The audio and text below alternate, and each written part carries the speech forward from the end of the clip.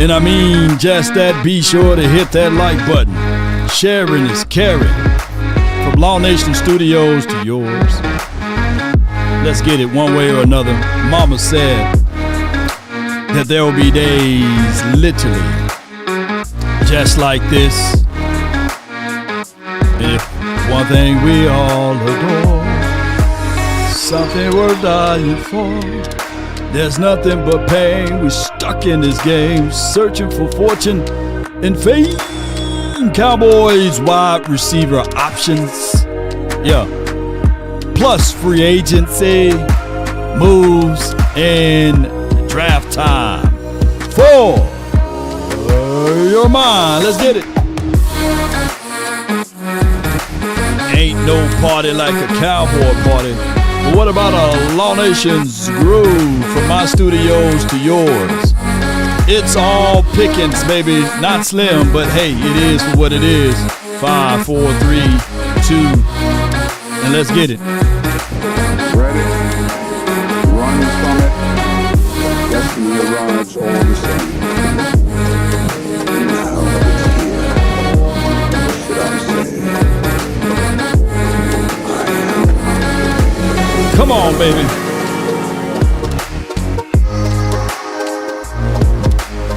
One thing we all adore, something worth dying for. The Cowboys. Boy, let me see what we got now. Hey. Boy, we moving, huh? DB time for your mind, baby. Do we got breaking news? Cowboys have signed. Come on. Boy, we on the move.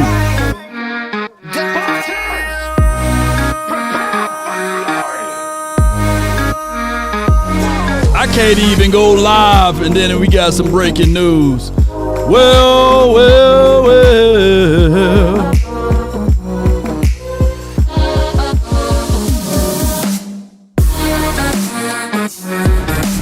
Ain't no party like a cowboy party, but what about a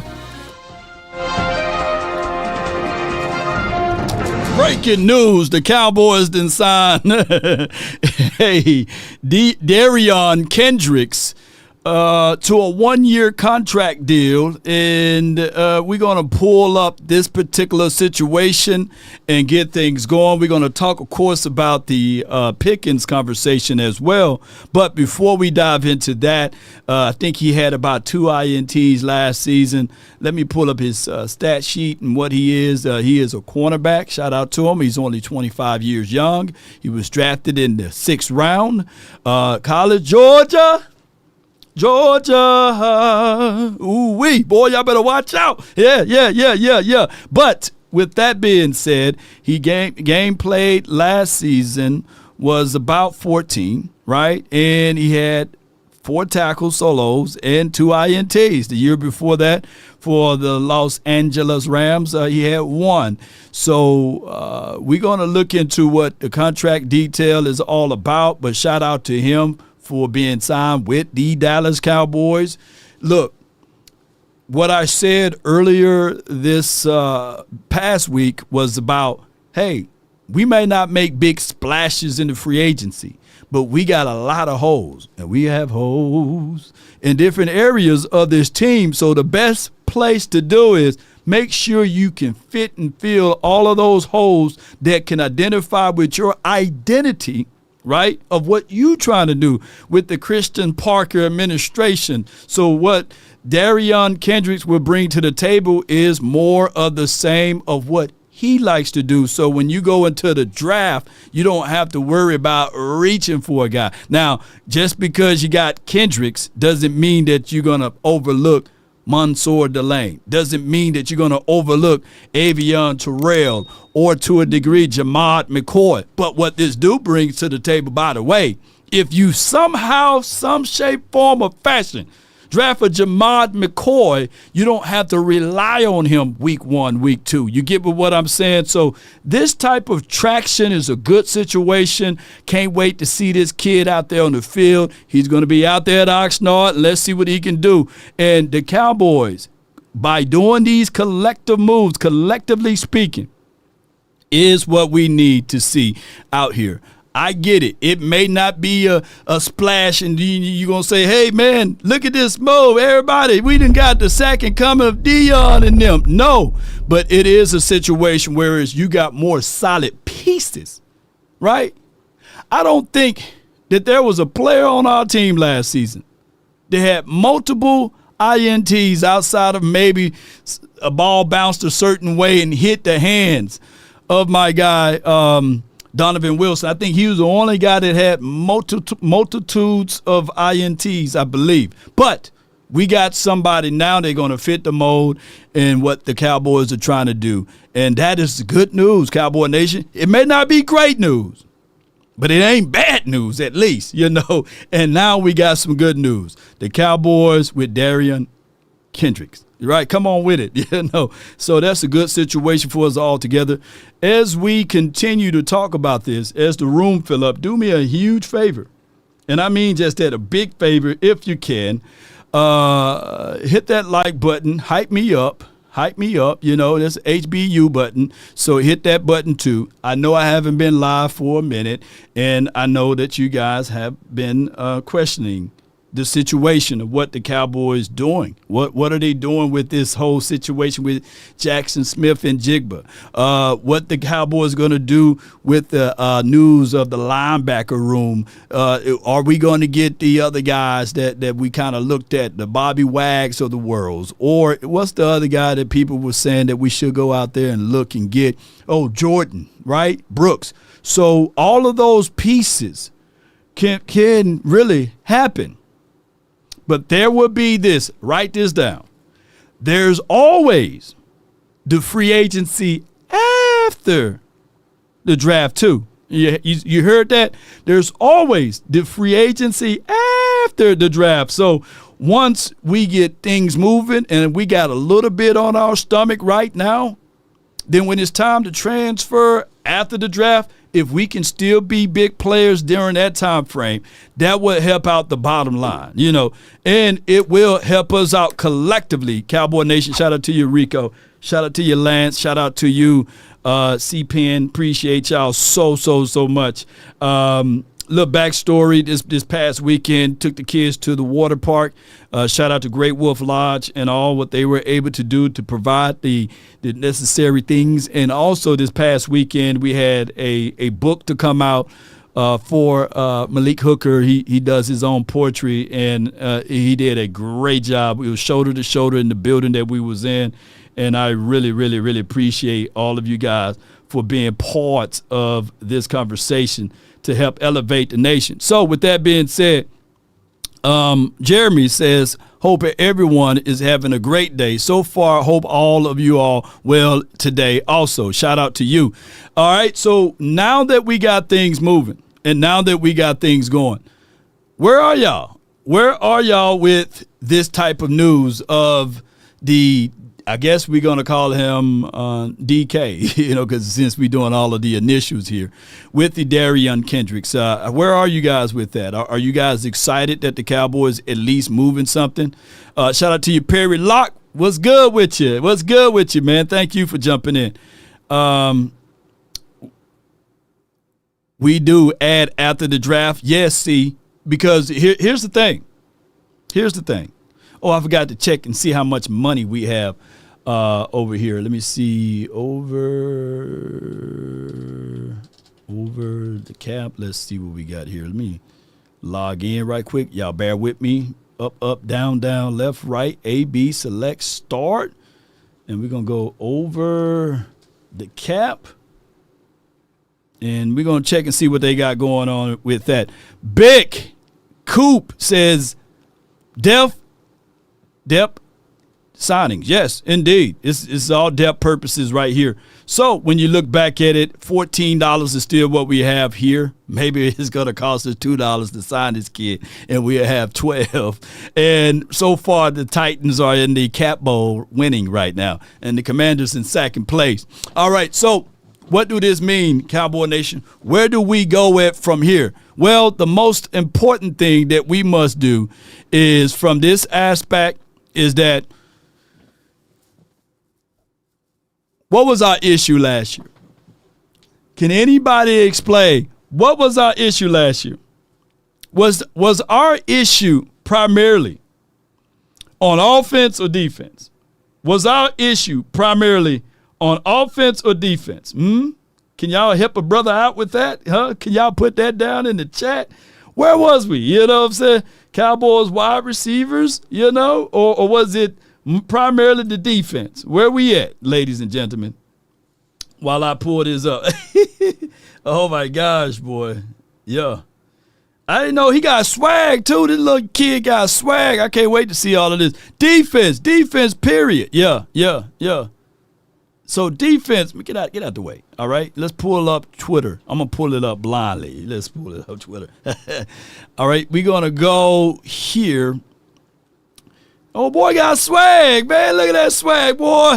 Yeah, I always wanted that. We needed that on the team, man. We needed some swagger. You know, we got some swag now. Welcome, Derion Kendricks. We got some swag. Look, the whole show then transitioned to this conversation right here. So, with us being ranked 31st and 32nd in most categories, the moves that we made so far in this particular offseason, before we even played it down, before we even seen anything, let me ask y'all the rhetorical question right quick. Is this something that we can look back on and say, well, at least the 2026 defense is better than 2025? Is this something that we can all say to ourselves on this particular aspect of it? You know, because the Cowboys at this particular spot, boy, oh boy, linebacker, hold on. Linebacker, both of them, cornerbacks, linebackers.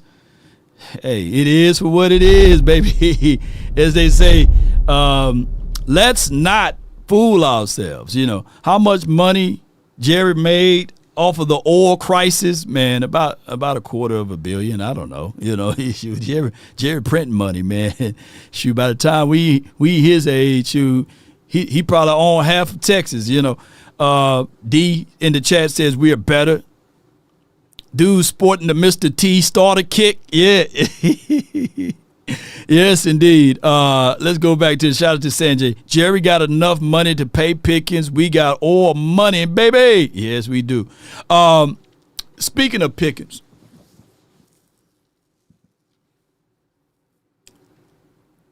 y'all want to go ahead and talk about that, or you want to wait? You know what I'm saying? Y'all want to go ahead and talk about that, or do you want to wait on it? You know, because at the end of the day, Cowboys, this whole situation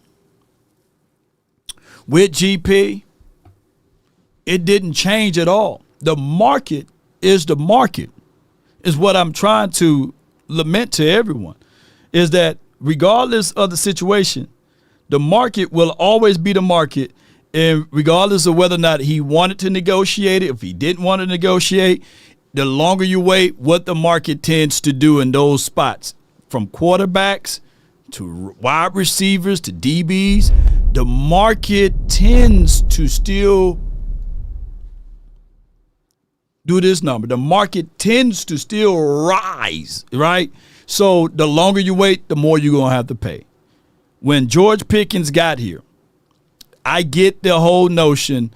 Shout out to my guy Lando for breaking it down and all of this stuff about a 6-year deal versus a 4-year deal and what Seattle was able to do, because you are able and eligible to do that when you have a player under contract. It's always best to hit those players up that you foresee that is good for you, to go ahead and extend them before you get to the end of life of contract.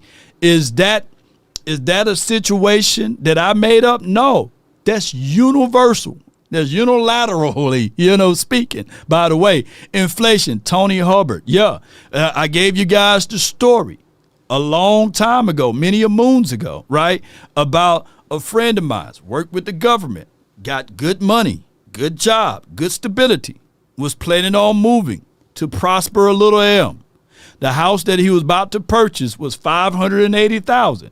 Got everything, got all of the legwork, got the groundwork, got the house, got everything ready to go.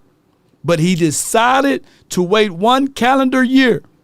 By him waiting 1 calendar year before he tried to attempt to settle in to get that house deal done, that house went from $580,000 to $892,000. What happened? Same house, same land. The market shifted on him. The house is still the same. The potentials and the qualities is still the same. So when we start talking about, to a degree, George Pickens, he always had that skill set. It's fans that say, man, JSN is on a whole different level. Where? How? If I'm David Mulugeta, I'm looking at my client as I'm trying to get him the highest, the biggest, best offer, because the NFL stands for not for long. So the longer you wait, yes, the more money that they're going to accumulate, because they are not sitting around here thinking that what you got last night is what you're going to get tonight. No, that's just not how the football stuff works. Jerry knows it. Y'all knows it. But what we tend to do is we will fight amongst ourselves, call people out their names and say that they don't know what they're talking about. And the people that you're going back and forth with never purchase something over $10,000. Never purchase something over $50,000. When we start talking about $250,000 and above, you're going to make sure that you're going to get the best out of the things that you're purchasing. And that's just how it goes. I'm getting upset. All media is saying is JSN is making 42 a year, and he's not. JSN is making 33. GP 33 to 35. He would be making just as much. I get that. But what the ink on paper states right here, you get what I'm saying, is that the ink on paper is that the average annual salary is 42, no matter how we look at it and how you slice it. That's why people are saying it. Now, we can come up with our own numbers, but when it's time for you, look, I know, you know what I'm saying? I'm not trying to put out here the Pythagorean theorem over here or Kramer's law over here, but there are things that from a financial situation that you just got to see from what it is. The reality of it is that this deal cooks for the Seattle Seahawks, right? This deal is good for them, bad for the market, because the Seattle Seahawks decided to say, okay, we're going to approach our star-studded receiver first before he can get even a chance to play another year like he played last season. So that's just math 101. You know, the hardest thing to even consider is that this particular situation, teams, like I said before, they're not foolish of the way that they handle contracts and the way that they handle money. The best way that you can get ahead of these type of things, ladies and gentlemen, and I know most people are not liking what I'm hearing, not liking what I'm saying, but this is why, and I'm not flexing. This is why I'm not flexing now. I'm not flexing. That in order to receive the job that I work for, the career that I work for, you have to have a 3.2 GPA. You have to pass a test. You have to have financial stability. The job that I handled, you can't even get in there with a 650 credit score. A 720 credit score, you won't even have chances to touch the money. You have to go through a whole bunch of stuff in order to even get the position that we had, because you have to be trusted financially and you have to be well equipped with your numbers, and you have to be able to have to pass the public trust security clearance, right? Not everybody can't give it to everyone, right? And there's a reason why when we start talking financial advisory, there's a reason why you have to get your license, and there's a reason why everybody don't have them. But what happens over here in this content creation world is that everybody financial analyst. Everybody financial advisors. Everybody made A pluses on their math tests. Everybody is just, well, we know what 2 plus 2 is, and based off of my 2 plus 2, I have the right answer. No. Pump the brakes. Understand what I'm saying is that the only way that you can get in front of this market, if you take that risk and sign your players early, or to a degree, you finagle your way to convince GP at the age of, he just turned 25, that, man, if you can sign a 6-year contract with us, woo, we good. Or if you can sign a 10-year contract, woo, we good. But from the position that David Mulugeta is at, he's looking at it like, man, my client came over here with some strange allegations over there in Pittsburgh. But you mean to tell me you're going to put my client with Dak Prescott and he going to play a calendar year with a proven quarterback, with run game, and a proven star-studded wide receiver named CeeDee Lamb? Yes. Yes. I can wait. The Cowboys on the other end, they should have been saying, hey, shoot, this boy killing us, man. He's catching the footballs, man. He's been an impactful player. He may be late for meetings, but I would deal with a late for meeting George Pickens than an on-time Jalen Tolbert. That's just how it goes, unfortunately. And I'm not beating up Jalen Tolbert, but let's just be real with this conversation. David wanted to get GP paid. Point blank. All the other narratives is irrelevant. Yes, KC?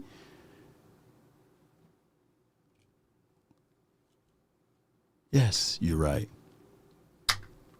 He wanted to get him paid. In order to be the best, sometimes you're going to have to be the villain. Good cop, bad cop. I'm just trying to get my client paid. And from a Cowboys perspective, we just witnessed this with Michael Parsons, right? David Mulugeta is not finna play around with this, right? So if you know that shark got teeth, it's not time to pet the shark, right? But it's still, at this point, if you're going to be doing business with that shark, right, who's like the David Mulugetas, you better make sure you position yourself in front of all of this before it settles. And that's just for what it is. And what settled is Jackson Smith and Jigba got money. It's not going to hurt the doggone.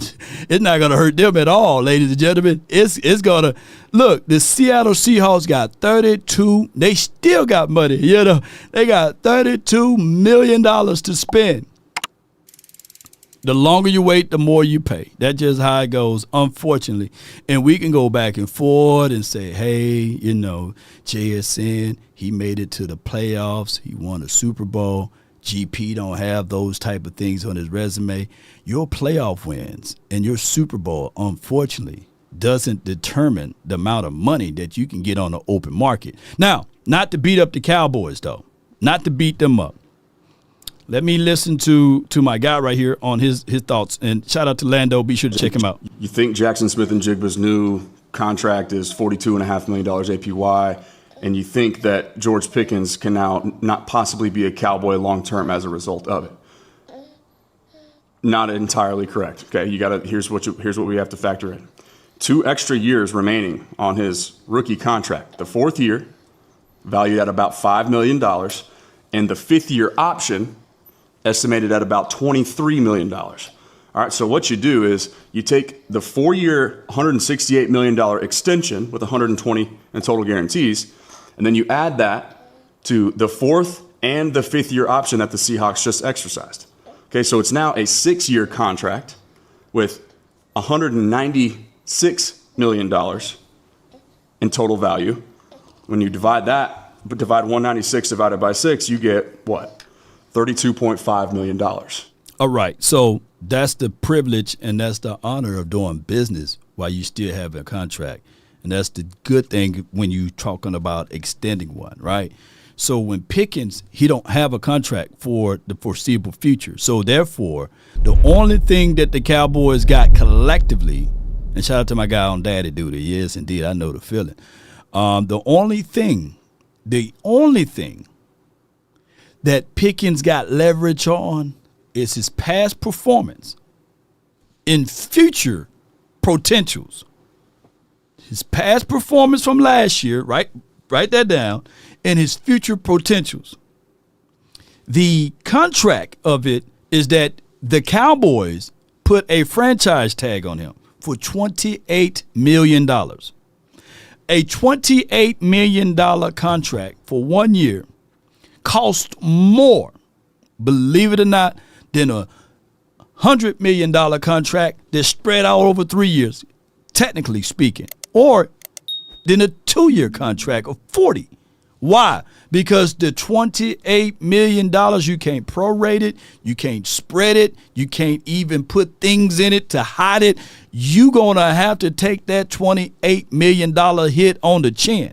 Now, I'm just saying, here's the other part of it. Now, what kind of franchise tag did they put on GP? Is it the one where they can put the tender on it? Y'all help me out in the chat, whether it's a first round and a second, or is it 2 seconds, or what have you. Let me know if it's the transitional first franchise tag. Y'all let me know. Or a tendered franchise tag. But what I'm getting at is that those things, even though you may say, I still have the rights of that player, I still hold the high card to that player, it really tarnished the relationship because a player wants security. A player wants a contract where they can lift up their eyes 2 weeks from now knowing that they're going to be here at least 3 years. The guaranteed money is always non-exclusive. Appreciate you, Mike. Man, I love y'all. Yes, indeed. So the non-inclusive contract. So what I'm getting at, I love Lando's approach to this. I love his homework on all of those details, which he is completely fair with his assessment. But that is something that you get in-house when you already have a player under contract with the extensions. Those, believe it or not, are one of the incentives of signing a guy that's already under contract. So, yes, JV boy, appreciate you. Tender tag for 2 firsts. Yes. Non-exclusive, ain't it? Yes. So non-exclusive. Whatever it may be, don't want to get into meat and potatoes of it. This is just my theory and my thoughts on it. No one else thoughts. Or it could be someone else's thoughts on it. Is that I foresee the franchise tag just like a payday loan, just like a title cash in advance place, just like one of those check and goes. You never see them in prominent neighborhoods because they are flawed type of systems. Now, to be fair to the Cowboys front office, to be fair to them, it's not like GP was a saint. You know what I'm saying? It's not like he was walking over here on a good behavior situation, right? That's just for what it is. That if it is for what it is, that dude explained it great. If GP is not dumb, he gets it too. Why Jerry got to be the only dummy? Well, here's how this goes. If you are George Pickens, let's say you are George Pickens, and you saying, hey, man, technically the market is the market. I want to be here. I want to play long-term for the Cowboys. Give me a 4-year contract. Give me a 3-year contract. Give me a 4 or 5-year contract. We can spread the burden out. We can be able to get more people here, and let's go for this chip. That could be his thought track. I'm just saying, this can be his mindset. Hey, let's go do this, right? And put me right at 35, 36. Well, to be fair to that number is now dated because his agent is going to say, yeah, but if you do that, there's no truth on what they would do for you down the stretch. This NFL is not for long. My goal is to get you where you rightfully deserve. And what you rightfully deserve is this number, whatever the number that his team of analysts and stat people can come up with, right? Because when you look at the collective piece and what most teams and what most people say of, and I don't know if you guys can see it because it could be grainy because it's a screenshot, but if you look at it, it's not like the numbers from, let me move a Sharpie way over here. Jackson Smith and Jigba are light years ahead of GP, right? They numbers are really close to one another, right? So GP is looking at it like, okay. His agent's looking at it like, okay, it's cool, but I got to do what's best for you and your family.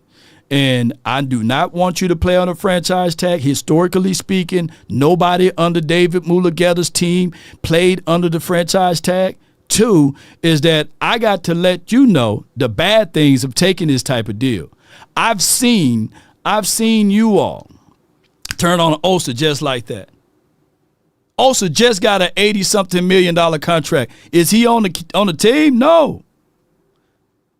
No, he's not on the team. So that's the whole thought track.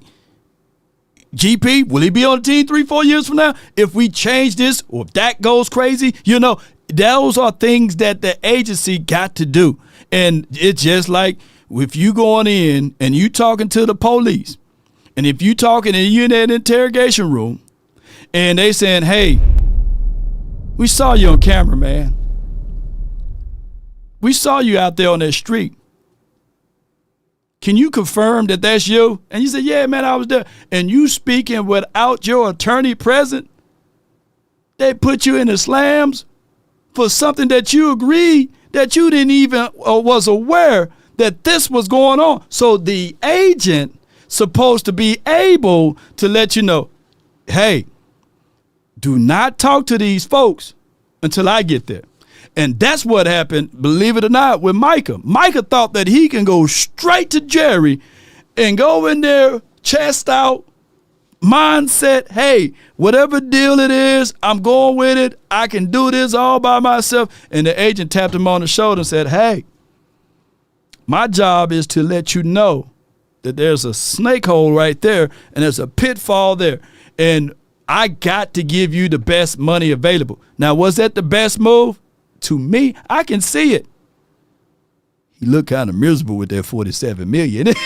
But shoot, it's just for what it is. Law, we don't need the Diddy Wilsons. What the world is that? Kyle's trying to get you to flip without any protection. Yeah, it's just for what it is. I hate it. I hate the game. But that's just how it goes, unfortunately, shoot. And then there's some people I've been watching, First 48. They put him in the interrogation room, and they try to hold it down. They be holding it down. Then all of a sudden, yeah, man, his name is Mike, man. Yeah, Mike and Holly. Yeah, his deal. That boy done snitched on everybody over a bag of doggone chips and Doritos, I believe, and some hot wings. And a Coke. They're telling all of the secrets over a Coke and some hot wings and some Cheetos, man. So it's just for what it is. What team am I on? I'm on the team Cowboys, though, right? So what the Cowboys try to do, and they try to literally sweep. I know the damn Cowboys game plan. Y'all think I'm lying. You know what I'm saying? Law, I'm talking about ex-Miami defensive tackle. Oh, you talking about Christian Wilkinson? No, we don't need him over here. Yeah, he won't need no ticklings of the down parts. You know what I'm saying? Got people kissing people on the forehead. Yes, indeed. We them boys with the cigarettes, yeah. All right, for those who just not tuned in, thank everybody, man, for being part of this. The Cowboys just signed Derion Kendrick, former L.A. Rams guy. He had 3 interceptions in the last 2 seasons. Some people saying that the scouting report that he's a little slow, but give me a guy that can get around the ball. He's not a starter, by the way, so he's a rotational situation, and that's a good thing. I want to better my best, and we want all dogs on our side, man. So this is a good situation to fit the mold and the identity of what Christian Parker is bringing to the table, and we getting things going. And it's just for what it is, Cowboys Nation. I thank all of you guys so much for jumping in. Let me see right here. Give me 1 second, and let's get this going the best way possible. Let me know. Okay. I know the participation is low. No, where we at with the likes, man? What?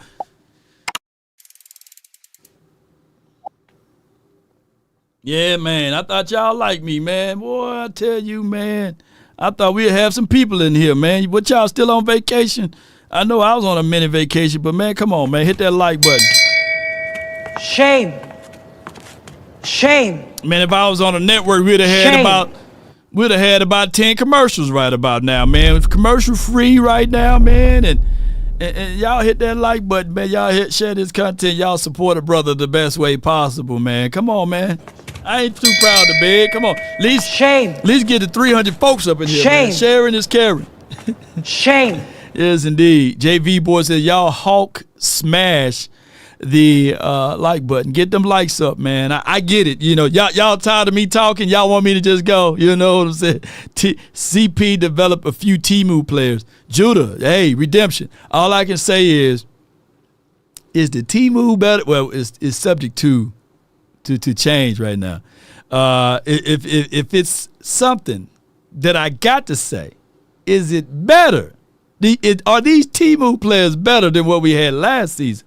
Is what I'm saying. And speaking of Christian Parker, and speaking of David Mulugeta, it is reported that these guys right now are in Austin right now. If you're a Longhorn fan, they having their pro day, and they are there. That is in the picture or in the photo. You see Christian Parker. He's going to be part of the pro day, looking at stuff. I'm hearing that they're liking the Anthony Hill kid. They like some of the guys from Texas. I think he graduated from Texas too, so we could be seeing more Texas over there. Now I know my OU fans out here saying, man, they at the wrong school, bro. He need to go to OU to find some players. But the way Kenneth Murray got me feeling, I'm sitting here thinking that I don't want another OU defensive guy. I'm just messing with y'all. But shout out to my guy, Christian Parker. Speaking of him, this is David Mulugeta. He's out there as well, according to Joseph Hoyt. My dog was good with him. Also, here it is right here. This includes multiple Cowboys scouts are in the building. The VPP is there. That's Will McClay, and including the David Mulugeta. And we are hearing also reports out here that FOU, I see you, Darius, is all hook'ems. Shout out to you, man. Shout out to you, man. He said, F them doggone dudes, man. Yes, indeed. So, hook'ems, and shout out to everybody, man, who's attending over there at Texas. Here's my thoughts. Now is the time. Schottenheimer is reported there, too. They was very heavy being in Miami, right? You know what? You know what I like more about all of this, though? Believe it or not, ladies and gentlemen, is that we're trying. The last time that I was on, on the Cowboys Collective, DLLS, they said describe one word that the Cowboys doing this offseason. And I said trying. It may not be the efforts that we want. They dealing with the knowledge that they do have, and they're working to get a deal done, right? But if you end up going into a situation that if it's not best for you, and you don't have the best boot on the ground for it, there's always time for you to try something, to be the best and get the best. And let me tell you how. Brunt workwear. Let's not work in pain, but let's work in comfort. And I'm talking about quality comfort. Brunt workwear brings you that element of comfort, stability, and also durability. With Brunt, your number one workwear out there in the field, built to last, built to survive, and also leaves you with style and grace. So visit bruntworkwear.com and use promo code LAW and pick up you a pair. No doubt, that's Brunt, man. Be sure to pick up you a pair of nice boots, man, on the ground. And that's BTA too, by the way. Come on with it. Ain't no party like a cowboy party. And that's a Brunt party if you collected and selected the best way possible, Cowboys Nation. With Brunt, get 40% off of your boot. Just visit bruntworkwear.com/LAW and someone there can get you going the best way possible. Look at them boots, man. Boots on the ground with Law Nation in Brunt. They use that code LAW, though, by the way. Appreciate all of you guys. I was building the plane as we were flying because we had to update that piece on the new guy that the Cowboys signed today. What we like to do, I get it. You know, let me see if I can go here. Boy, I'm losing my voice a little bit. What I like to do is normally we continue to get things going. Hit that like button, share this content. We would like to go into more details of all of this. I do know we had some surface level stuff as it relates to Max Crosby. I think that they're just recycling news so that the NFL can have a little tractions, right? That JSN conversation only lasts, a couple of days? Well, it just happened, right?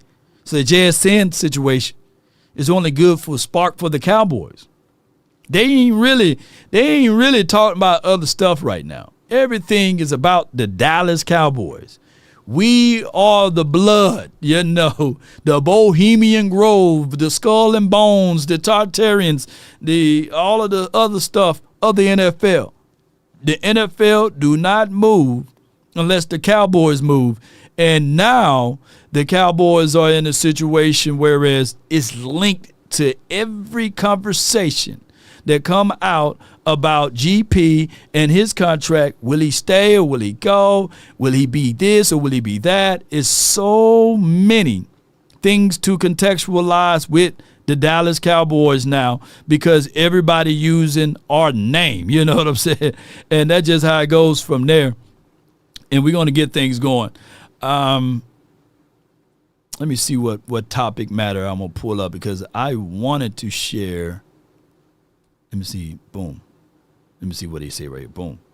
As much as JSN got? No. Well, will he? Is he going to? Most likely, Yeah. probably. Yeah. You win a Super Bowl, you don't have to be even the top of the top. You just get paid. There was a point in time where I was the highest paid defensive tackle. You know who passed me as the highest paid defensive tackle per year? Malik Jackson. He got paid the year after they won the Super Bowl. So when you look at Pickens and then you look at JSN, first team All-Pro, Offensive Player of the Year, and they won. There's levels to getting paid. Is he going to want to get paid like that? If he had the accolades to match it, but his team just didn't win, okay, he has an argument. But you don't have that. You think he will expect 42 plus? Yeah. Right now? Heck yes. What if George Pickens had been a Seahawk this past season? What would have happened in place of JSN? There's no way he puts up JSN numbers. I just don't think he's as mentally tough as JSN. All right. Are we having a good time today? Are we okay? The Tartarians, the heartbeats of the Cowboys, the NFL, the Cowboys, the heartbeat of the NFL. Yeah. Let me crack your cranium and Fertilize your brain. Yeah, I do like the Super Bowl taxes though. You win the Super Bowl, shoot, you can ask for a small country somewhere, an island, not even Epstein, right? And I heard that OnlyFans is up for sale right now. If I had a few dollars, I'd buy OnlyFans, but they said Diddy done bought it. You know what I'm saying? Oh my God.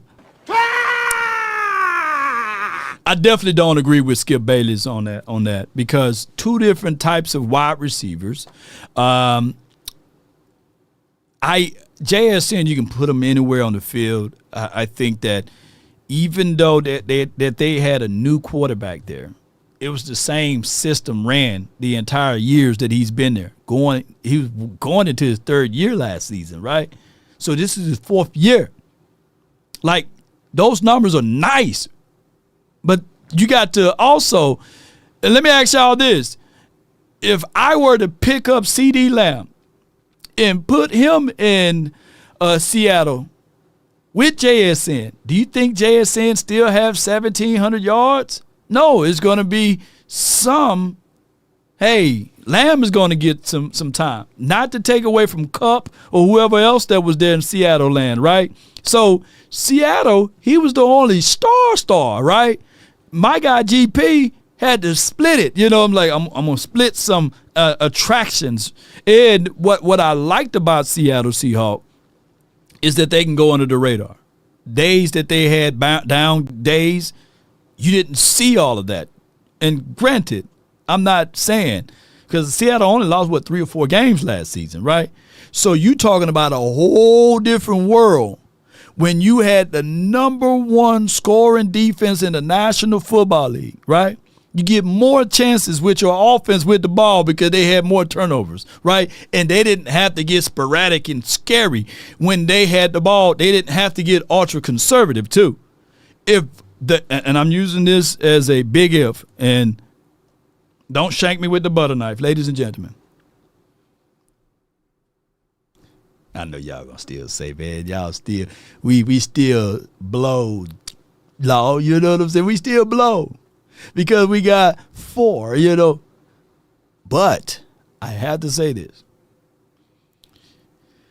What would be the Cowboys' record if they had a Seattle Seahawks defense? I'm just asking you guys. I know that these are all ifs and hypotheticals and stuff like that, but what y'all thought? You know what I'm saying? What would you think would be the Cowboys' record if we had the 4th-ranked defense in the National Football League? Like, come on. Like, what would that do for you if you knew, if you can do like this?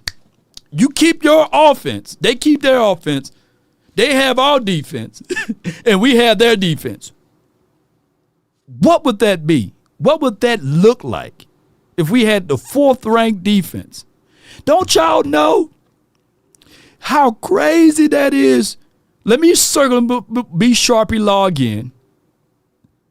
Points allowed. 292 points allowed. Sure, we allowed that many points after week 2, after week 3. Boy, we was already up there.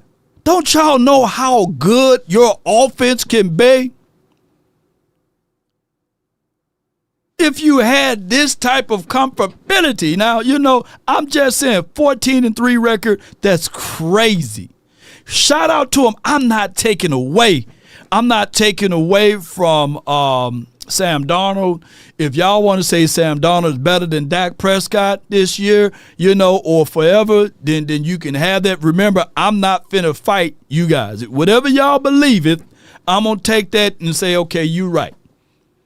But y'all don't know how skid mark bad our defense was, collectively speaking.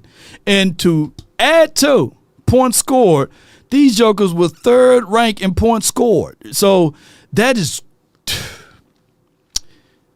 team was humming. They had no choice but to win the Super Bowl. Jeez. All they had to do was don't wreck the Ferrari. Everything is gassed up. If they needed a Ferrari, they had that. If they needed a damn tank, and they had a tank law on it too. If they needed a tank, they had it. They had options, boy. Shoot, we were putting Cheetos on doors saying that that's our defense, man. Yes, yeah. 292 points allowed and won the Super Bowl. That's crazy, ain't it? Right? You know, and that's just for what it is. Nah, Law, this is from You Got Us, the poet. Skip knows better to make it a weak comparison, shaking my head. Yeah, and here's my thoughts with JSN. I love the way they utilize him. Not to say that the Cowboys, if we were to draft him, we wouldn't have utilized him the similar way. But you can line him up outside, you line him in the backfield, the motion, they put him in the running back.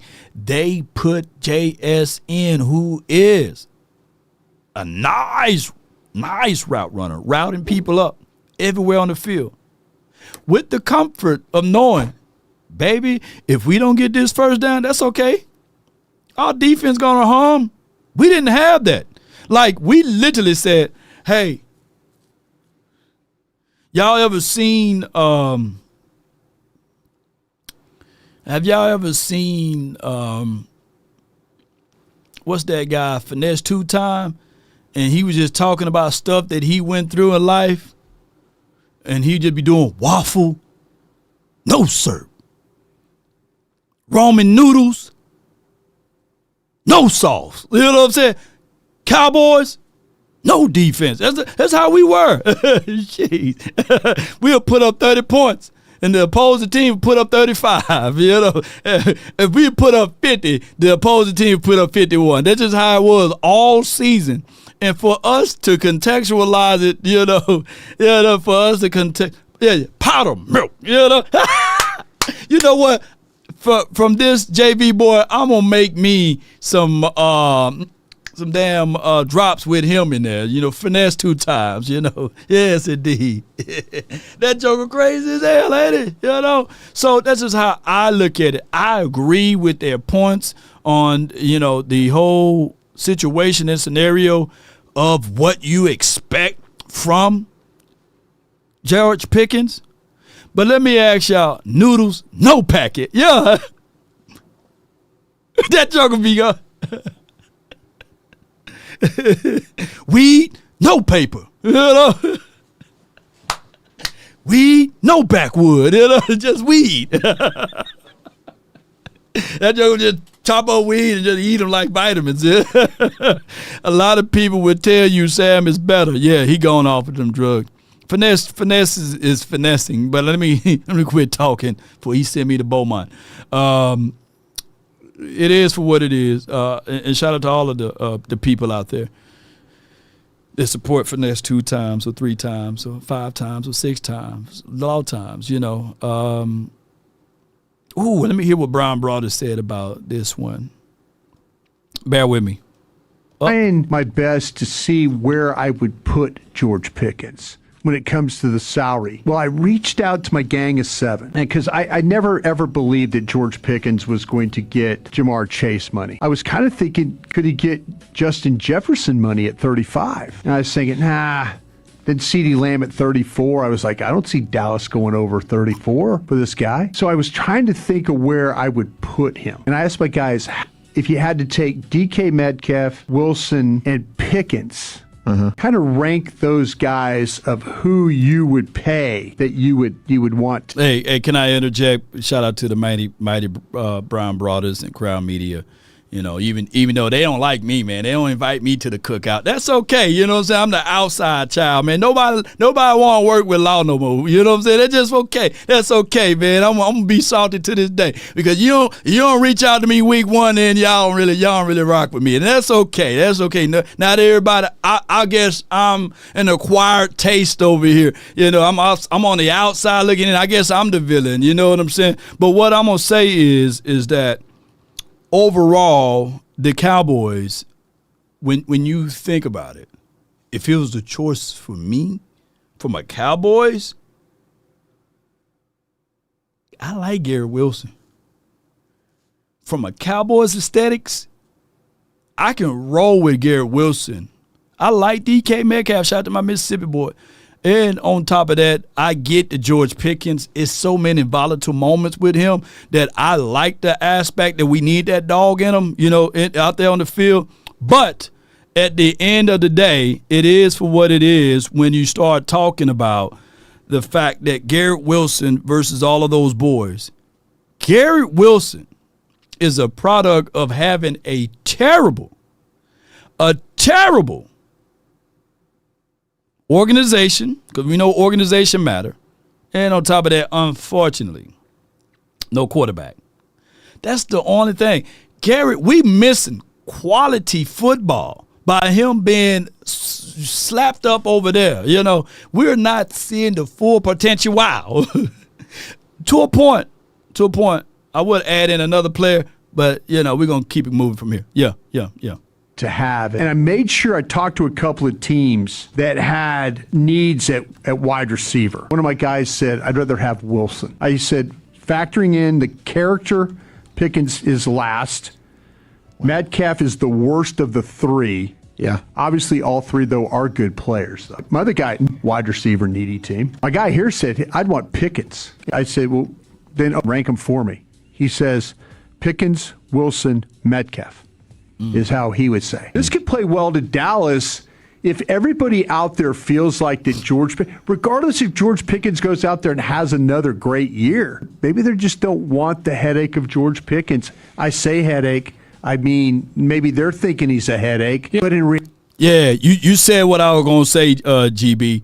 Is that like Scary Terry is good, but he just was on a bad team, man, for all those years. And then when he finally got the quarterback, like he couldn't marry 1 year to the next, right? So he's another one. Yeah, you're right. But Garrett Wilson, man, I just feel as if though we've been robbed of seeing great football play from him. Reality, he's probably turned the corner in some ways, right? Yeah, I would say it's fair to say the Cowboys still thought he was a headache for at least one weekend this year in Vegas. Yeah. So I can't be sure. So I just wanted to say that as a way of saying maybe the league is out on George Pickens because they have a level of information that we don't. It could very well be true. Absolutely could be.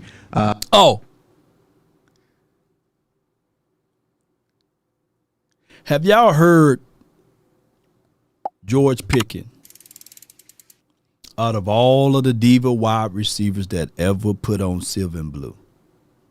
Have y'all ever heard? Let me pull this up on the screen right quick. And y'all can be transparent with me. Y'all can be real to the core, to the dark matter of it all. Have you heard one off interview about George Pickens? The only thing that was leaked after all of this stuff that he was a little late for meetings. Right? Have y'all heard, what negative things since he's been in Dallas? I know that they talk about that week, that Detroit game. Yeah, they say he lofts, and that was more like media driven to me. And that naysayer had he played 3 games in 14 days or something like that. That was crazy, man, for anybody to come out and insinuate that he kind of like gave up on a few routes and stuff like that. Not everybody is built. Football, put it like this, football ain't meant to play 3 doggone games in 14 to 15 days. So it was a little smear campaign, JV boy. But have y'all heard any negatives outside of being late? Would you rather have a late, I'm going to say this again, and shout out to your mama Tolbert, but y'all way in Miami now. I can say what I need to say now. but what I'm saying is basically, I would rather have a late George Pickens than an on-time at a meeting Jalen Tolbert, right? I'm just saying it, and don't shake me with the butter knife, but I'm just saying. GP definitely quit during certain plays. I get you, man. I get you. But that wasn't as egregious as Jalen Brooks. Would you rather have a Jalen Brooks, Jalen Tolberts, my God, Mingo, Ming Dynasty, Mingos of the world, Because that's what we were dealing with, man. You know, we were waiting for Ryan Flano to get in there, and we were still playing politics with Jalen Brooks and also Jalen Tolbert, right? And I'm sitting here banging the table saying, hey, let my guy Ryan Flano get in, you know, to a point. Hey, Cavante and them, close y'all ears if y'all part of the Turpin family, right? To a point, I was sitting here saying, hey, if it's 3rd and 13, let's stop giving it to Cavante Turpin because he playing basketball with the football. He was tiny man. Cavante Turpin was making business decisions out there, you know? And I was sitting there like, Dak, you going to have to start going to Ryan Flo, CD, or to a degree, my guy GP. You got to stop going to the tiny man, you know? And you got to also stop going to Jake Ferguson, who will run. If it's 3rd and 13, Ferg going to run. He going to run an 8 or a 9 yard, you know, route. And the moment he catch the ball, he fool around. And I know we don't have the well, I'm going to tell y'all, well, he was pulling a sleeper, you know what I'm saying? I said, God, dog. I was going to say, I know we don't have sleeper. We're finna move on to another big sponsor for our sports betting. But, you know, that's neither here nor there. Man, so, yeah, man, look, days of James Washington, Jalen Tolberts, and to a degree, Mingo, my guy. Shout out to you, Mingo, and Jalen Brooks. Those days should be over with. We should be fighting tooth and nail of saying positive things from the front office or from the, I guess what you call it, the syndicate show or the specialized show, 105.3 Fan. They should be saying all positive things about GP. Yeah. Somebody need to be on that show saying, I would rather have a late George Pickens than an on-time Jalen Tolbert, on-time Cavante Turpin, etc. You get what I'm saying? That just should be the conversational angle there, you know, so that we can go ahead and get this guy paid and all of this stuff, right? But let me continue to grind and shine. CeeLo says, love GP3. But are we feeling the same if he does that after getting $40 million? That's the price of doing business, man. Unfortunately, when you talk about cost analysis and all of this stuff, it just goes with the territory. That's the price of doing business. Cowboys could have had him at 28, 29 if they did the sign and extend, right? They signed him when he traded. They should have said, hey, we're not letting you leave out of this office. We know you had trouble past, but, man, our people believe we can get you right. You got Dak Prescott. Let's go ahead and extend you now. But David Mulugeta people could have been saying, you know what, let's play this out, and then we'll talk contracts later. That could have been the conversation too, right? But the problem is, last year, the levels of expectations was anywhere between 28 million to 35 million. The playing in the market speaks, okay, you can tear up that 30, you can tear up that 25, 28, and 30 million contract. My client needs, based off of these numbers, 35, 36, right? And then they arguing back and forth. And remember this, nobody drives up their prices higher than the Cowboys, because we all talked about leaves falling off the tree. And I'll never forget, and we said that the market is already set. The market is here. The market is fantastic. Cowboys can literally land this deal for 34, 36 if they act now. But the moment, and I get what Lando, that's my dog, shout out to him and his newborn, I get what he's saying. That in actuality is not 42 APY. But what number they going to leave with every day, y'all? They're going to leave it at 42. And when you look at the side-by-side stats, and he got a new contract that's on the table, not one that you can extend, David is like, okay, we can do 40, maybe 41, And then David is going to also say, no, he can't do 5 or 6. No, we get new money in 3 years. I want my client to be able to renegotiate his contract and to be able to be re-entered in right as he turned 28. Right? So he thinking this contract here, another contract when he's 28, and maybe another contract when he's 31. To contextualize all of that, as much as we can talk about this until we deaf in the ears of hearing all of this bull junk. When Terrell Owens got here, boy, we was doing champagne bottles and talking about Super Bowl. That brother got here when he was 33, 34. You know what I'm saying? So football players, depending on their caliber, can give us these things, This is for what it is. My guy JY8080 says, give us that content, Law. 10 years from now, Law will be saying the same thing. Law sounds delusional. Ain't crazy. We're not winning big playoff games with this roster. And I feel you, JY, but that's the whole point. That's the whole point of living this life, right? Is to be able to contextualize your opinions and your thoughts and put it out there, right?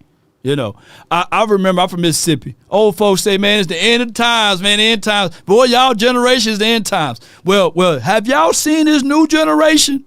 Shoot, this new generation is wild doggone 5 billion times worse than this generation that I grew up in. And the old folks said, boy, it's the end of the world. Christ is coming back right now to get y'all. Yeah, y'all hush your mouth, you know what I'm saying? And we still waiting on Christ to come back. So at the end of the day, and I know he going to come when he want to, but at the end of the day, Grandma gone to the grave saying that it's the end times. And the world is about to change. And it's going to be over with. Well, the world is still changing, and people are still saying the end time. So we don't know. And people been talking about this for 2,000 years. You know what I'm saying? So at the end of the day, the whole point of being a fan, people fail to realize, and I got to say this, fan is short for fanatic. And when you fanatic about something, that means that you're going to have some crazy thoughts. Everybody going to be saying that you don't know what you're talking about until it happened. I got roasted on this very much so platform because I was giving some information. And y'all know what I'm about to tell you. I was giving some information. I talked about it a week and a half before it happened. It was Brock Hoffman, right? Going to the Pittsburgh Steelers. And I was considered fake news, false law. You don't know SHIT. This is not happening. He's not going to the Pittsburgh Steelers. Can y'all let me know? Can y'all let me know right now? Where's Brock Hoffman at? Because I was considered a fool and I didn't know what I was talking about. See, that's the whole part of the whole conversation, Yeah. So at the end of the day, it is for what it is. As a content creator or as an analyst or however you want to look at it, a guy that owns his own media company, however you want to say it, we are all considered delusional until it happened, right? Yeah, KC, smack talk, I love it. Yeah, people crazy, man. We don't do this for none. Yeah. So here's what I can do. I can come here and beat up my team that I love and say that this team would never win a Super Bowl. This team would never get a chance to win big playoff games. And I could be right for 30 years, 30 seasons, right? Right? That's what Stephen A. Smith do, basically, an accident waiting to happen, and I can build my brand off of that. Or I can sit here and say, these are the moves that the Cowboys can do. If they do this, then they will be able to do that, right? If this is the player that I like even in the draft and I break down his film and give the analysis of what he can and can't do, that doesn't mean that when he gets here, right, that he can walk on water. No. There's things called process that they still got to go through. Now, for 30 years and 30 seasons, our expectations never change, regardless of it. And I can go down the list. Barry Switzer was the last quarterback to win, not the quarterback, but Barry Switzer was the last coach to win us something. And he was considered a fool, right? You know, but we had Chan Gailey's administration. Well, we had Dave Campos. Expectation was still Cowboys must win the Super Bowl. We had Jason Garrett for 13 years, 13 seasons. The expectation was for us to still win the Super Bowl. No other team, no other franchise would have been steadfast and really 10 toes down like we are as a fan base. We can call it delusional or we can call it faithful. We can call it delusional or we can call it faithful. I think that collectively, you guys that's watching here are not delusional. Don't ever think that you guys should turn your back on this team. A third of us was a fan of this team before Jerry Jones bought this team, right? And if you need somebody that can give you a little hope, even though it may sound like Kool-Aid, if you need somebody to give you a voice of motivation and a reason to still be steadfast and still deliver the promise that you said that you are a die-hard Cowboy fan, then that's why you follow Law Nation. Because I'm not out here for to just be talking, just to be talking. Because I walk my walk, I go out there to Oxnard, I spend my own dime. I'm not back behind a big major network, and I get it out of the mud. So y'all gonna hear the authentic voice of reasonings here. Because at the end of the day, I would rather be me here sitting in this seat. It can be 50 years. It can be 100 years. If God allowed me to live that long and still be 10 toes down, because we are loyal fans. What you're seeing is faithful fans over here. The loyalty, because the day that they do lift up that Lombardi trophy, we can say that, man, we never batted an eye. We didn't fall into the mindset of just going to where a team is winning, because we bleed silver and blue. And I would rather be, quote unquote, a delusional Cowboy fan than any of those fake and phony Eagles, Giants, Washington fans any day, even twice on Sunday. So that's why people come to this channel. That's why people support the nation, because they know for sure that it doesn't matter of how long it took. We 10 toes down on ours, right? So that's just for what it is. At the end of the day, we ain't folding up and we're not going out like wallets and lawn chairs. I mean, the market obviously wasn't there for him last year. The Cowboys got him for a third-round pick, and it didn't sound like the market was really there for him this year to be able to trade him. I mean, I wouldn't have traded him for anything less than a 1, and doesn't sound like that's an option. I had a gang of 7 guy tell me if you're trading him for less than a 1, you shouldn't trade him. I'm trying my best to. Yeah, that's oof. You think the Cowboys are playing this in a way that they know on their end that nobody would want him, and they're just letting him be told no a lot? And David Mulugeta's getting the door shut in his face. Yeah, I definitely think there's value there. And they're playing it in a way like, yeah, we don't want to talk. Oh yeah. My boy Fab Sosa, I love this. He says, "Law." And this is what I love. This is what I love to do. Oh, we love this. I love what he said right here. Law, I live in Philly, right? Do you know what I hear and go through, but I enjoy it? Go Cowboys or go Dallas. Those are the people. Those are the real fans right there. The fickle fans, they be in them barbershops sweating. They begin to cave in and say, you know what? Maybe them Eagle fans are right, man. Oh, my gosh, man. Oh, man, they a better organization, man. They making moves, man. Oh, my gosh, man. At least their 2 Super Bowls is recent. And the Cowboys still talking about their relics. Man, oh, man. Y'all know that? Like, you couldn't even get me to squeeze in the conversation and say, yeah, man, let me give praises to the Eagles. Heck nah, man, nah, I ain't finna do all of that. Yeah, they won. They give them a cookie. They got 2 of them. They make the division look competitive. They make the division look good, like we got competition now. You get what I'm saying? Yeah, but at the end of the day, man, I'd rather be me right here. I'd rather have these 30 years, 30 seasons of droughts versus the last 10 seasons of the Eagles. Any day, even twice on Sunday. To a point, a third of the Eagle fans follow the channel because they be like, damn, man, I wish we had this type of confidence in ourselves, man. Yeah. At the end of the day. Yes, for those who don't know, the Cowboys did sign someone. Here's the other part I'm just having a good time because I didn't talk to y'all in a minute. Here's the part of the situation.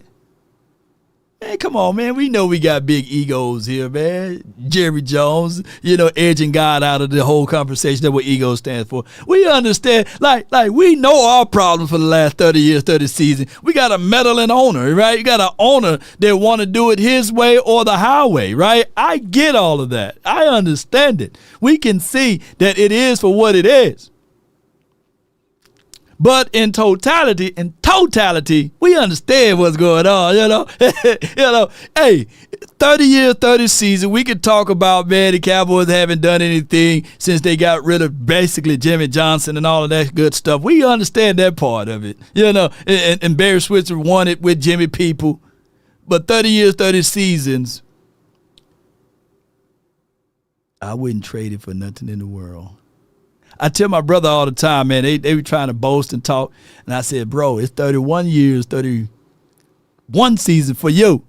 It's been since 94. Don't tell me how you got there and didn't get a chance to hold up that Lombardi trophy. Don't talk about being first. Don't be talking about being first place losers. That's what it is when you go to the Super Bowl and lose. I'm talking about 41er fans, right? I'm going to fight for mine. Y'all can fold up and be like, yeah, man, it's good being an Eagles guy. Or, yeah, man, it's good being a 49er fan because you can talk your stuff. Or right now, you just see the Sea Chickens that won the Super Bowl. It's good to be all of them teams. Yeah. But at the end of the day, with all of those damn Super Bowls that New England won and all of the recent Super Bowls that Kansas City Chiefs won and all of this stuff, they still talk about the Cowboys' name because they know the potential side. If you didn't have a meddling owner, we probably would have had about 8 or 9 of them, I'm just saying. It is for what it is. All right, Cowboys, I done talked too much, man.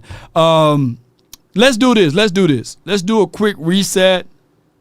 Open up the phone lines. Give me your thoughts on everything, and let's see what we can bring to the table. But before I go into that conversational piece, if you traveling down the road, and if you end up getting T-bone, jackknife, right, or somebody was texting while driving and they end up bumping into you, don't sweat it. Before you even dial 911, dial this one. It starts from the first phone call. Most of the time, you're going to talk to Gene Burkett, a 30-year partner. You're not going to talk to some employee that just got put on the phones that day. There are things that are so crucial, especially if it's a cataclysmic event, to have our experts get out and look at the vehicle, witness statements, photos, the whole thing. Call Frenkel first. Chosen by the people, feared by the insurance companies.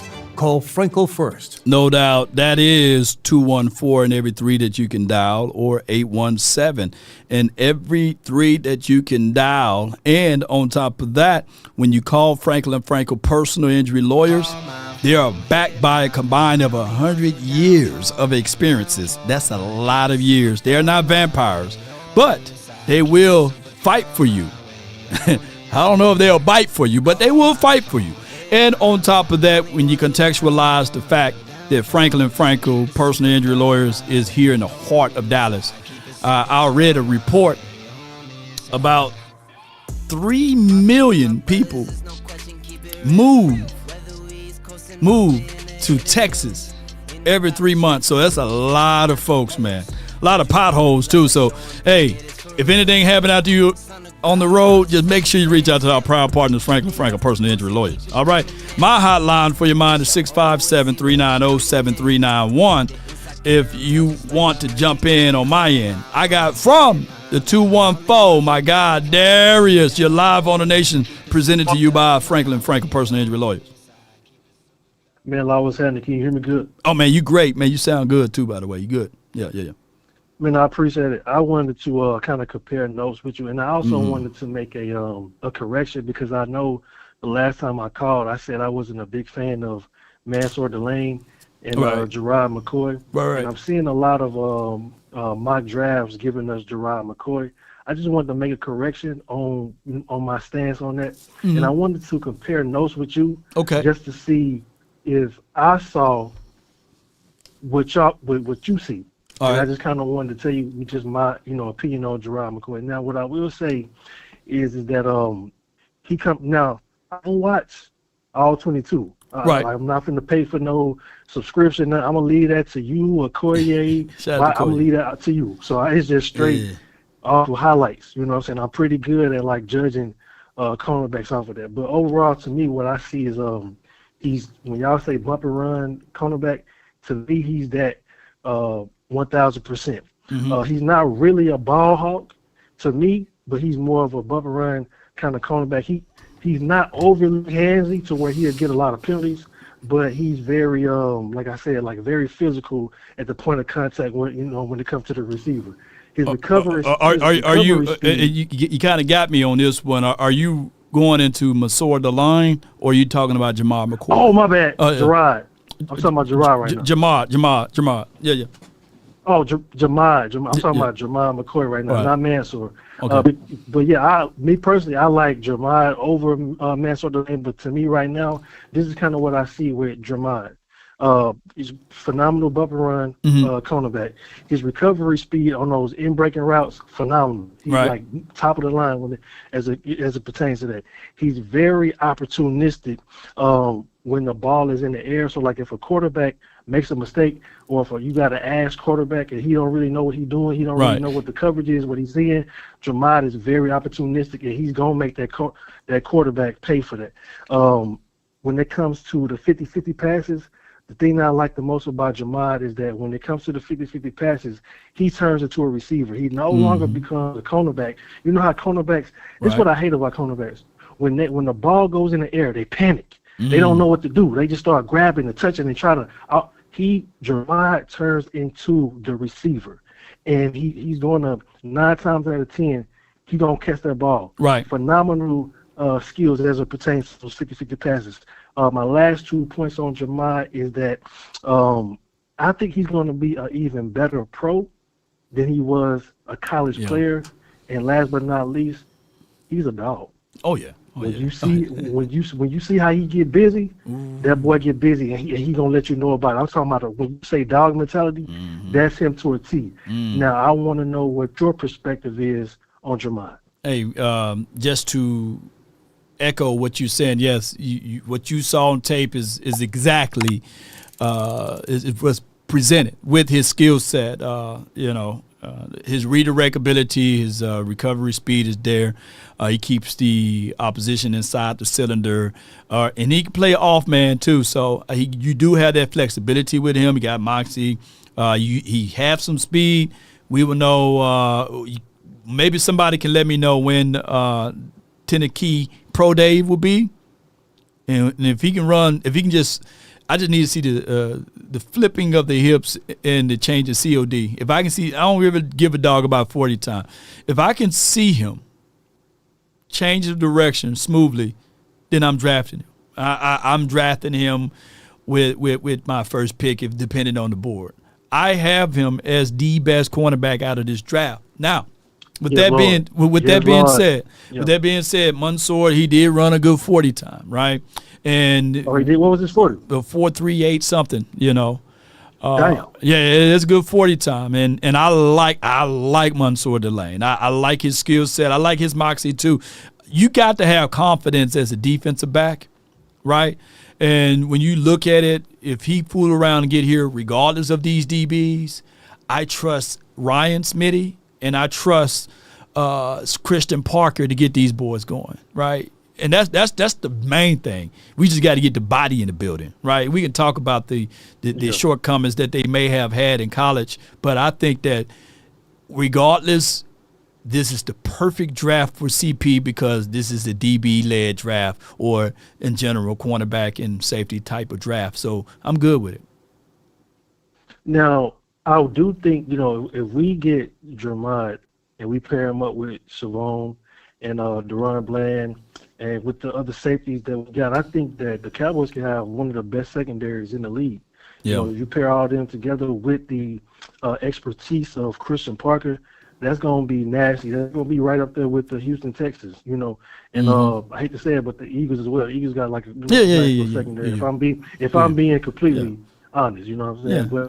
But that's my take on Jermod, and I just, like I said, I wanted to compare notes with you, kind of see what you thought and what you had. Mansour also, he's a good cornerback as well. But overall, me personally, I think Jermod is better. Like a smidget, but not even a smidget, like a level above Mansour. But Mansour is phenomenal as well. But overall, Law, that's what I want to holler at you about, and I appreciate you for letting me call in. No doubt, man. That's Darius, man, from the 214. And like I said, there's no right or wrong answer at this point because these guys got to go into their programs, right? Another thing that I want to say is that the Cowboys, man, look at the moves that they're making, right? They went and got this Kendricks kid. They went and got Jalen Thompson. They went and got P.J. Locke. Pay attention to what they're doing, ladies and gentlemen. They telegraphing where they're going to go at in this draft. They haven't even sniffed at a linebacker yet, man.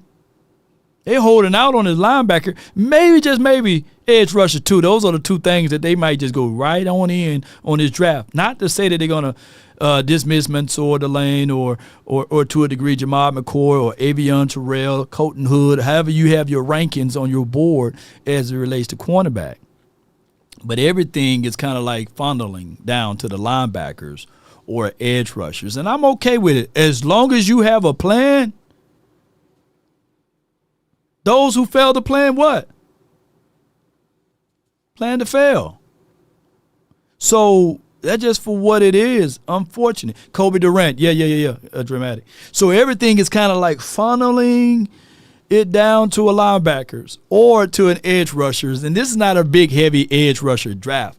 Now, they like the T-Rex arm, Ruben Bain. I don't think if he slides somehow, he become within reach, they might move up to get him because he works so well with BT Jordan, right? And they looking for a difference maker that can create some pressure and they can fall back in coverage. He fits what CP is trying to do, by the way. But I don't think that he's going to fall with them T-Rex arms all the way to the 12th spot, right? So what they're doing is they making sure, and I hope, and I can't wait to see this draft too, by the way, to see where they really going to go. But it pointing the direction that these boys are looking at, linebackers, edge guys, right? And here's the other part of it.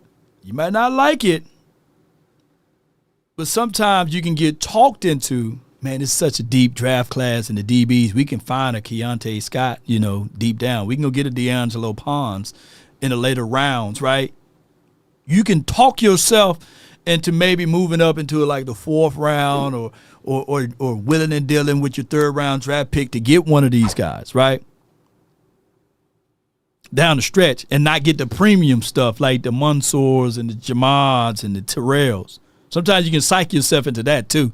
I forgot what year it was, but you guys can remind me before I let Too Cool on. He's waiting in the lobby area. Hold tight, Too Cool, from the 210. Is that I remember when we was doing this draft thing, and it was like, man, this is a big running back class. Y'all can let me know what year it was. But we didn't have a 4th round draft pick. And that's with all of their running backs. We didn't get a running back. We were like, if you don't go get, I think it was A-Chain or something like that. And I think my guy Big Game James was like Keaton Mitchell, and Keaton did look good. I think Keaton just got paid. But that was a big draft class. And I could be wrong on the year. And we ended up not even drafting the running back because we was trying to be cute and we didn't have a 4th round draft pick. And that run all of the damn running backs start going and dropping off. And we were like, hey, what about this guy? And we just passed up all of the damn running backs that we needed. Keep in mind, Tony Pollard was the last running back at the time that we drafted, So we were like, we finna get another draft pick on a running back. And sometimes those classes that we say that's deep, depending on how that board goes, you can be left out on getting one. So I just don't want the Cowboys to be left out and getting one. Well, and that's even for the safety, right? Like, we should be getting one of these guys, whether it's a Downs or a Dillon or somebody, you know what I'm saying? A McWarren. And we fool around and out-psych ourselves and say, hey, if it's a big DB class, we can get Kilgore down the stretch. No, go ahead and get the guy that you know that's on your board that's good. Don't play around with that. Don't go and draft the linebacker, Cowboys. When you say, well, I got Kobe Durant and I got this other guy, Kevin Durant and Kobe Bryant. You know what I'm saying? Out of the grave over here. No, don't do us like that. No. Pick the best player available, but don't shoot yourself in the foot. From the 210, you in. Talk to me. Hello, what's good with you, brother? Hey, all is well. Can't complain. Man, stop stealing my damn thunder before I get on. I wish like hell. And you could tell Foots, you could tell everybody, I wish like hell the Cowboys go get a damn cornerback in this first round of the draft. That was law. People not paying attention. Yeah. They bringing back certain DBs, not just DBs. I'm talking about cornerbacks. When you look at the cornerbacks, you got Revel, you got Bland, and they brought in old boy Durant, right? Yeah. But then you got Reddy Stewart. Then they bring him back. Yeah. He put a tender on him, so you got to pay to get him. Yeah. Yeah, but still, though, it's a reason why they did that. Right. Sometimes, man, like stop saying we need a cornerback and allow. If Christian Parker that damn good as a motivator and football savant. Yeah. And give him an opportunity with what we got right now. Yeah. But when it comes to safety and linebackers, man, I'm telling you something, Law. I'd rather them get C.J. Allen with the 12th pick, and I'd rather them double back at the 20th pick and get Rodriguez. If you're telling me you're going to get a cornerback, we don't need no CB. Oh, you saying that just in general, like far as the team need, like at this point, at this point, we got a lot of them. We got a lot of them. We got a lot of quantity. I don't know what the quality gonna look like, but like you said, I trust CP, and he went to school with some of these guys. These guys around his age, 25 and 26. You get what I'm saying? So at the end of the day, you are right. You are absolutely 1,000% right. A coach supposed to be able to see players and evaluate talent and say, this guy fit my system. And as long as he's a system guy that fit him, then he should work. Yeah. Hey, Law, I'm gonna tell you something, man. I've been getting real kind of I've been getting real kind of worried, man, because I'm looking at the moves that the Cowboys making, and I'm thinking everybody's thinking what they should do, and the Cowboys might be looking at this. We're gonna take the best player available. Law, I'm kind of scared that the Cowboys gonna get an offensive player in this first round. You know what? I got the title. I should have updated the title, but that's the last leverage card that they got. Let's be real, man. Nobody, like, I get the whole notion and the connotation of like, hey, we got to pay George Pickens, but don't nobody really want to pay that. You know what I'm saying? At the end of the day, they looking at like what I can buy for low, you know what I'm saying, and sell for high. And they got these GP tickets out there saying, okay, on draft day, that GP number is going to be more desirable for the Wheeler deal. And I'm not going to be surprised if it's a player-for-player swap and a pick for something like that to get a Max Crosby, because last I checked, defense win championships. I want GP here, but I'm trying to think the way that they're doing this, because last year we didn't get GP until after the draft. Everybody was talking about the 6'7" guy that went. Was it Ted McMillan? You know what I'm saying? Who by the way, hey, Ted had a real. Hey, his number wasn't that far off from GP. I'm just saying, don't shank me with the butter knife.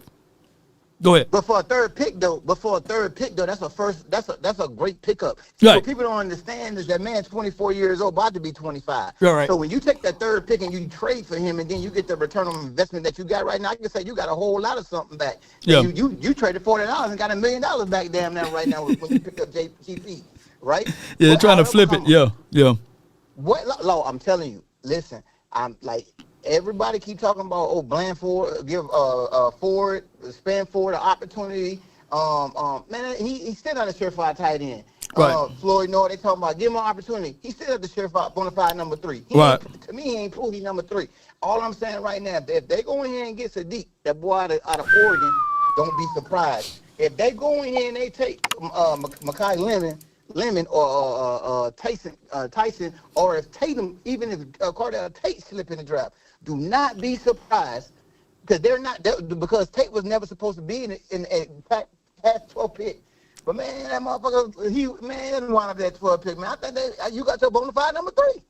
Yeah, and here's another thing.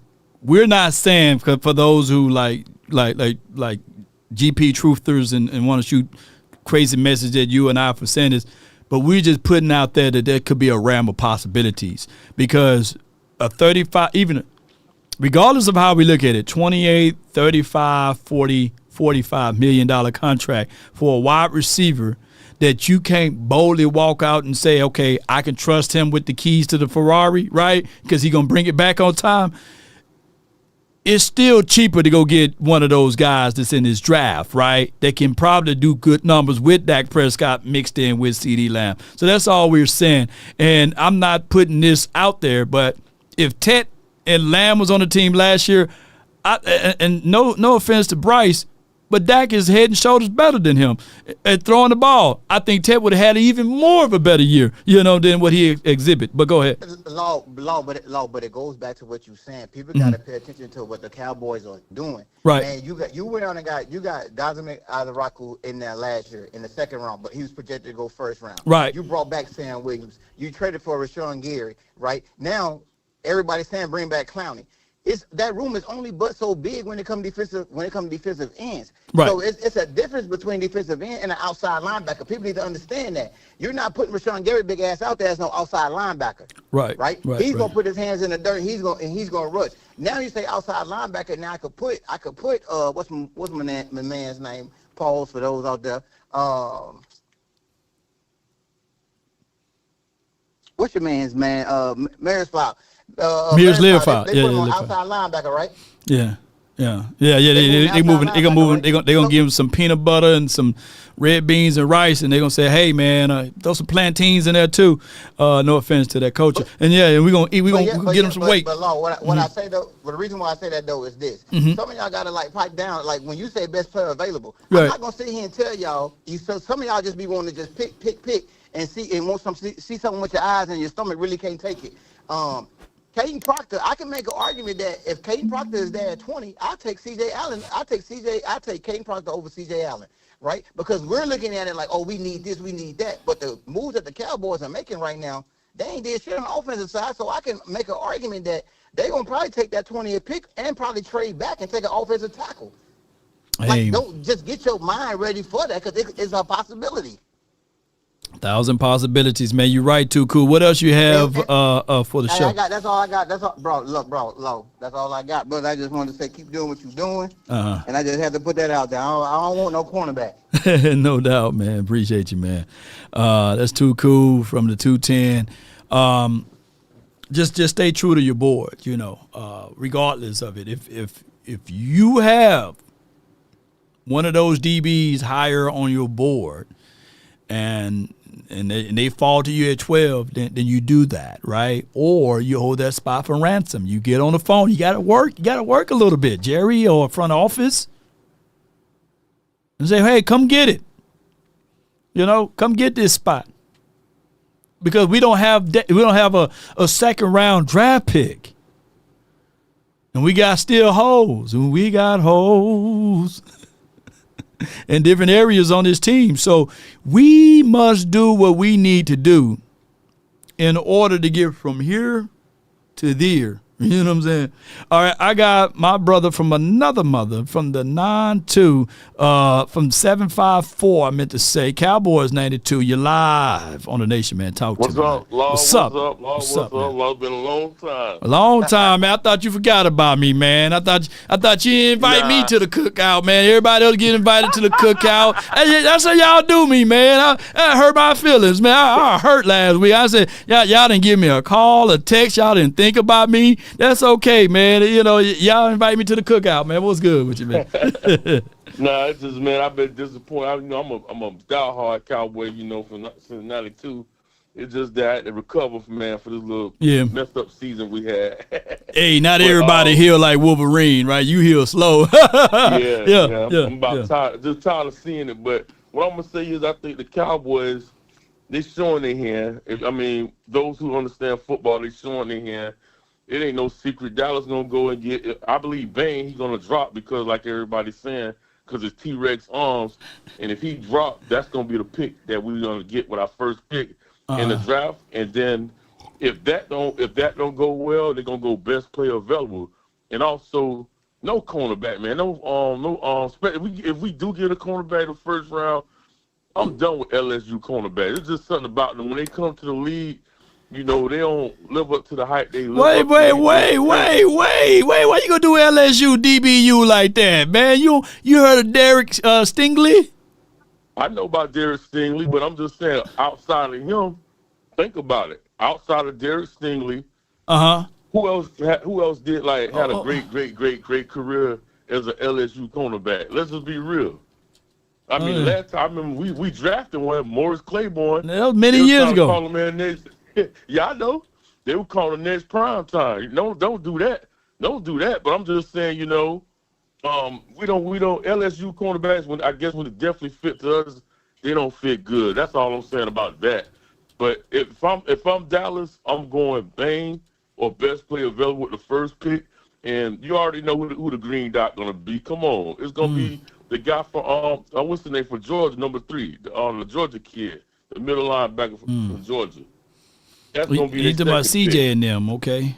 CJ, and if that don't work out, if he gets snatched, because everybody jocking our picks, I believe Dallas will trade down. They'll get Bain, whoever the best player is, and then when that 20th pick come roll around, if the board get white for whatever reason, Dallas gonna want some picks. They're gonna trade whatever they gotta trade, get that out the way, and drop down and get an extra second round pick. And keep their first, but a lower first, like a 30th or a 28th pick, something like that, in a second. That's what it looked like to me. I'm just saying, Okay, all right. Well, yeah,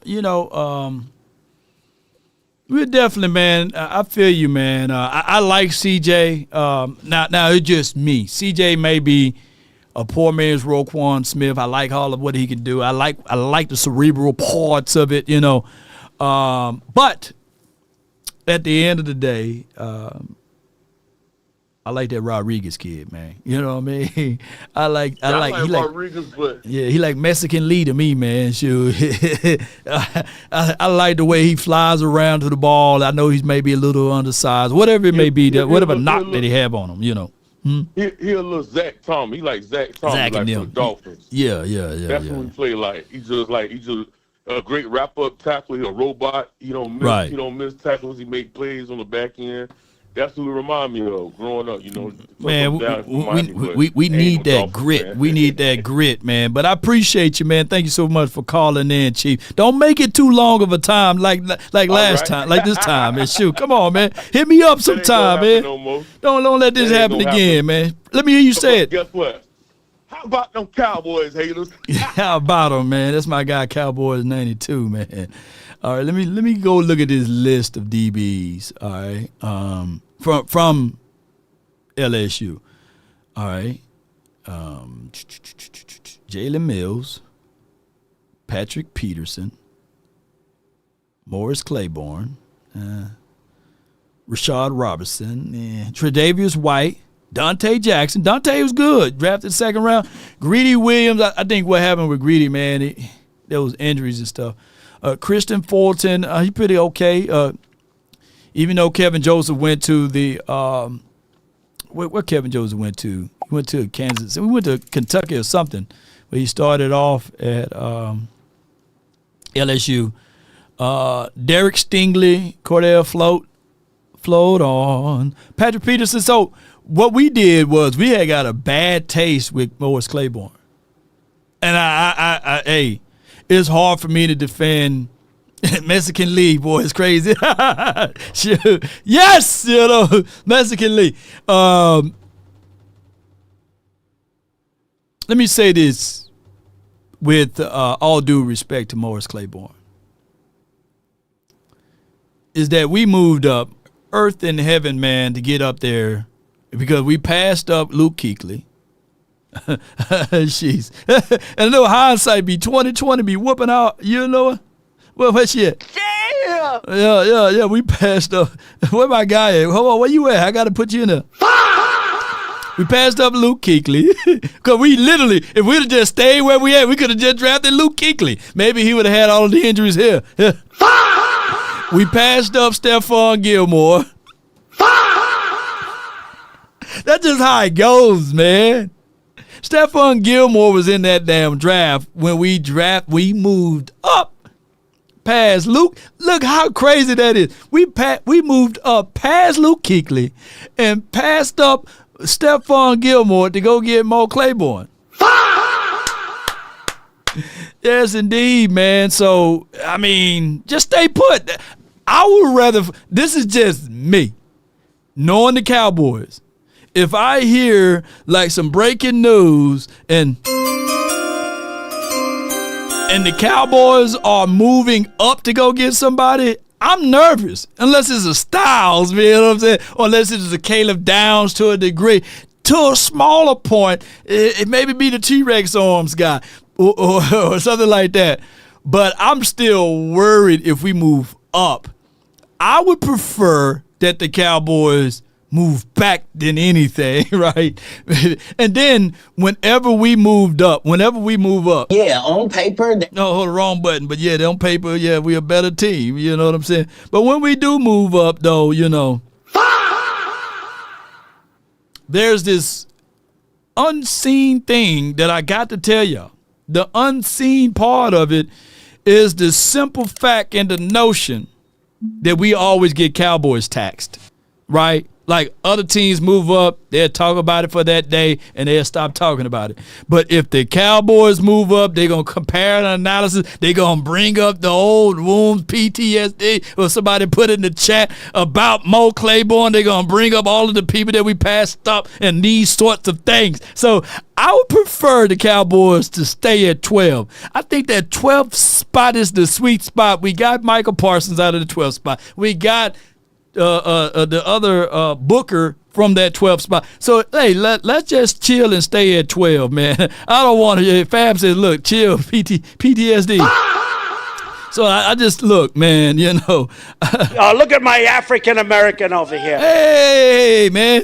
Take 10 hours just to fly from here to doggone San Diego now because of you. With the TSA stuff, you got ice out there. Yes, indeed. We don't need no more ice. But neither here nor there. I got the next caller on board from the 979. But when I held that 9, all I can see. I can see you over my mouth.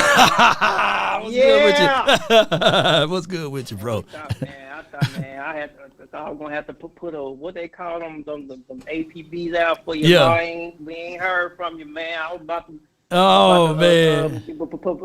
Call out the hounds, man. He thought Jared and got me, huh? Yeah, man. Where law at, man? Nah, but in all seriousness, man. As always, man, appreciate you giving me a chance to speak on your platform. I'm gonna try my best to not be negative about this whole thing, man. But I don't have the best feeling about this whole George Pickens thing. Do I think that it's possible that they could pay 2 wide receivers $30+ million? Yes, I think that it's possible. The Bengals were able to do it. Who was the other team? They got 2 wide receivers. Cincinnati. To a degree. Cincinnati, the Eagles. Well, I mean, Varner Smith, he make it like 26. But I think that's still a decent amount for a wide receiver. So I do think that it's possible. I mean, but just when it comes to Jerry and Steven, man, just, you know how those guys are when it comes to money. And, you know, of course, David Mulugheta, he is Pickens' agent, and, you know, it's all those factors. And they haven't even talked with David Mulugheta yet, have they? Yeah, man, it's just and he there. You got the head coach down there. You got Willie McClay and them. Willie, come on, man. Take the man out to eat for a steak or something, man, and close this deal, get something going, man. Yeah, man, and not only that, and I've heard, and I've in some of the interviews I've done. I mean, we'll be seeing Jerry and Steven do. They don't have an issue with him playing on the tag, because they were mentioning about Dak and D-Law and other people who played on the tag. Like, man, like that's to me that doesn't show. That's po folks thinking, man. Yeah, that po folk thinking, man. We can go buy this couch. We can go to payday loan or title cash loan events, and we can go pay for this $500 couch and you end up paying $5,000 for it, right? Yeah, that's just how it is. Man. Po folk talking, exactly, man. Like it just doesn't make any sense to me. It doesn't say quote unquote moving different, in my opinion. Now I'm not saying that those signings that they have, like the safety, my having a brain fog right now. The guy from the Cardinals, yeah, that was a good, decent pickup. Right. Rashawn Gary, they're good pickup, and Kobe Durant, yeah, those are decent things. Right. But you know, it was like, to me, it's not just quite moving the needle, you know, and then they're just sitting on their hands, not even trying to, you know, get this contract situation suited out with Pickens. And it's like, I don't understand why they wait. And I guess got a bad feeling that he's going to play on the tag. And that's why I was saying, right, in my opinion, if there's no possibility of a deal being done, then yeah, I would trade Pickens. Do I want to do that? Right. Hell no. I want Pickens here. But if it's not going to get a deal done, then we need to see what we can get out of him. And me personally, I don't want no picks. I've been team forget them picks for a while now. I want a player. And it's like you were just saying, do a player swap for Crosby or for somebody else. You know, but I know Jerry and Steven, I know they don't really think that way when it comes to that. So, you know, who knows what's going to happen. And just like I think it was Too Cool that was on the line. I agree with him 100%. I would not be the least bit surprised if they didn't draft an offensive player, because, like I said, that would be their last resort, because, you know, for the simple fact they might not, they think that they're not going to have Pickens for only just the one more year. So, I mean, but me personally, I wouldn't mind them drafting a cornerback in the first round, you know, just because I feel like they're going to need all the help they can get. But if they got to address that linebacker situation, man, I really hope that they do that, because, I mean, I can't go another season of seeing Kenneth Murray type again, of, man. Like, it's just no disrespect to the dude, but hey, man, he's hot, stinking garbage. I'm sorry. No, you good with it, man. That's just how it goes, man. The price of doing business. When you look at all of this, it's one of those things where if we take feelings and emotions out of it, we really in a good spot, you know, because we took an investment, a third-round draft pick, a phenomenal wide receiver, that the only thing that's in the way now is, you know, the David Mulugheta, but you still hold the rights to trade him. And then if you can fool around and get to this draft, right, and if it's a wide receiver that you love more than you like, you know what I'm saying, then you can say, well, hey, you know, it was nice that you here, GP, but we're going to get Tate. Or we're going to get Lemon, like he said, or Tyson. So there are ways, and then they did do some meetings with Omar Cooper, but I'm not saying that's too rich. Yeah, they did. Yeah. So it's so many things, man, that we can look at this. And I think that the Cowboys, overall, they're going to figure out something. But we just got to wait and see. It definitely is a wait and see thing. So, yeah, but I mean, ultimately, man, I would like to hope that I'm wrong on this situation. They do manage to work something out with GP, but you never know when it comes to those guys, man. But as always, Law, appreciate you giving me a chance to speak, man. I'm gonna stay tuned in, my man. No doubt, man. That's my guy, man, from the 979. But when I held that 9, you know what I'm saying? Y'all get what I'm saying. Basically, like this is just me, and we can get ready to settle down a little bit if it hit 5 o'clock. So we're gonna let the last few callers in. But this is just me, man. Just being transparent with you guys is that I'm a vibrational person. I'm a frequency type of person. Like, I check to see your vibes are, man, before you even try to talk, you know. And my vibes of the situation is I want us to have good energy. I don't want us to go into this training camp, Oxnard, and all of this stuff with this hanging over our head again.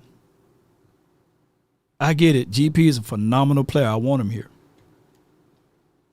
But I would rather go into this offseason with CeeDee Lamb, Ryan Flanoy, and whatever draft pick that we go pick up versus CeeDee Lamb, GP. Do you going to pay him? You're not going to pay him. He's smoking on the sidelines and all of this stuff and all of that negativity. I just don't want that. You know, I think that it stresses the team out. You really not all in to win. You know, you all in on winning the contract conversation. Like, that's just me. I could be wrong, you know. GP can hold out all offseason. That could be the storyline and help the NFL out. Will he sign today type of thing, you know? And how much and all of this. But I just want us to just go into this offseason with our mind focused on winning, not on this money stuff, man. And if we can get something back in return for GP, it's sad, but it's one of those things where it's, well, hey, we got something back in return. Like, I would never, what really, and I hate to give them any flowers on this, but what really helped them damn Eagles out, they was banging the table for Carson Wentz. He the best thing since sliced bread. He's better than Dak. He's better than Tom Brady. He's the best. But the best thing that they did with him is that they believed in him and they signed him to a good contract, whereas he didn't put the no trade clause because they believed in him, right? And the moment, you know, wheelchair Wentz and all of this stuff, but they was able to get something back in return. That what birthed all of the stuff for AJ and them, you know, and being able to get Carter and all of those boys is because they saw a project. It didn't materialize into something great, and they got something back in return, right? And what we tend to do in Dallas land, and I'm not making this an aim at Dak or anybody that's on this team, but we tend to hold on to pieces, beat them down, right? And it'll be our own fan base, right? You couldn't tell a damn Eagle fan how bad Carson Wentz was. He was the best thing ever, and he stayed getting hurt. But they defended him to this death, to a point that they booed Jalen Hurts when he got drafted, right? They were like, oh, no, he's a Dak 2.0. He sucked, blah, blah, blah. And one of the content creators, and shout out to my guy, LB, all you have to do is just pull up the video, by the way. None of them believed in Jalen Hurts, but they were able to get something back in return from Carson Wentz. And we don't do these type of things here. Yeah, so it's just for what it is. The best case scenario for GP, if we can't pay that tag, well, we can pay the franchise tag. You don't want to, though. It cripples you. It's a payday loan. Yes, you can pay it off, but it costs so damn much. I ain't gonna never let that go on them damn title loans and cash advance places. So all we got to do is make sure if he can't get a deal done, create your own deadline. And if we can't get the deal done by this date, before training camp, off to the races, we moving on. We going to move with this team that's going to win us the Super Bowl. Not saying that we go in the Super Bowl. But that should be the mindset, right? Because that's how it's supposed to be. And we don't need to be playing around with the money. Spartan! What is your profession? What is your profession? And here's another thing I'm going to say before I'm going to let the last caller on. My guy, how many callers we got here? We got 2 callers. Well, here's what I'm going to say, though. You pay for what you get. That's just how it goes. That's the price of doing business. We got to stop saying this ain't worth this and this ain't worth that. That's the price. You shouldn't even be drawn out. That's just the price of doing business. All right, Brandon, from the 409, you're live on the Nation. Hey, what's up, Lord? So it seemed like Jerry going back to his old messed up ways again. I mean, not trying to he's because I've been driving at night, right? So I'm kind of behind. I'm kind of behind with everything, and I caught you on live, and I seen your title and stuff about the wide receivers and stuff. So are they not trying to pay Pickens right now, or are they got a trade clause with him now? Or something? What's going on? Well, others people are getting leaves are falling, right? So that drives up the market value. Whereas Cowboys, they move. Cowboys, I think they do a great job of acquisition. They do a terrible job of closing deals because they got that archaic mindset that deadline makes them, right? And they want to be able to. They always operate, whereas the agent, the client, what have you, got to reach out to them first, right? So they have that mindset, like oh, you got to come to me, you know what I'm saying? I'm supposed to come to you. So that old archaic way of thinking hurts and cripples us, right? And that's just for what it is. Like, I don't know what conversation they had with David Mulugeta. Don't know what the numbers are, where the price tag will be at. This is all speculative, right? But we can see this because we done read this chapter multitudes of times. So that's where we're at right now. Oh, okay. Yeah, because I thought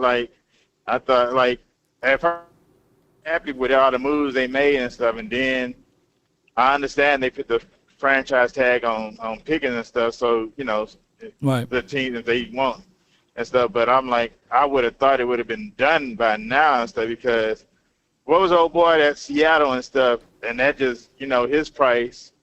Now they got to go against, even though Pickens is Pickens is a number one, but because they said he's a number one. So is he gonna try to get? Is he going to get higher than that, or is he gonna get lower and stuff? If I'm the agent, if I'm the agent, I'm shooting for my client to get more, right? I'm not finna start a negotiation at 28, 29. I'm starting at 42 now. You know what I'm saying? That's just me as an agent. Yeah. I'm sitting here like, okay, this guy's younger, right? My client got more touchdowns, more yards, more time out there on the field. And, yes, his potential side is better. So I'm going with 42.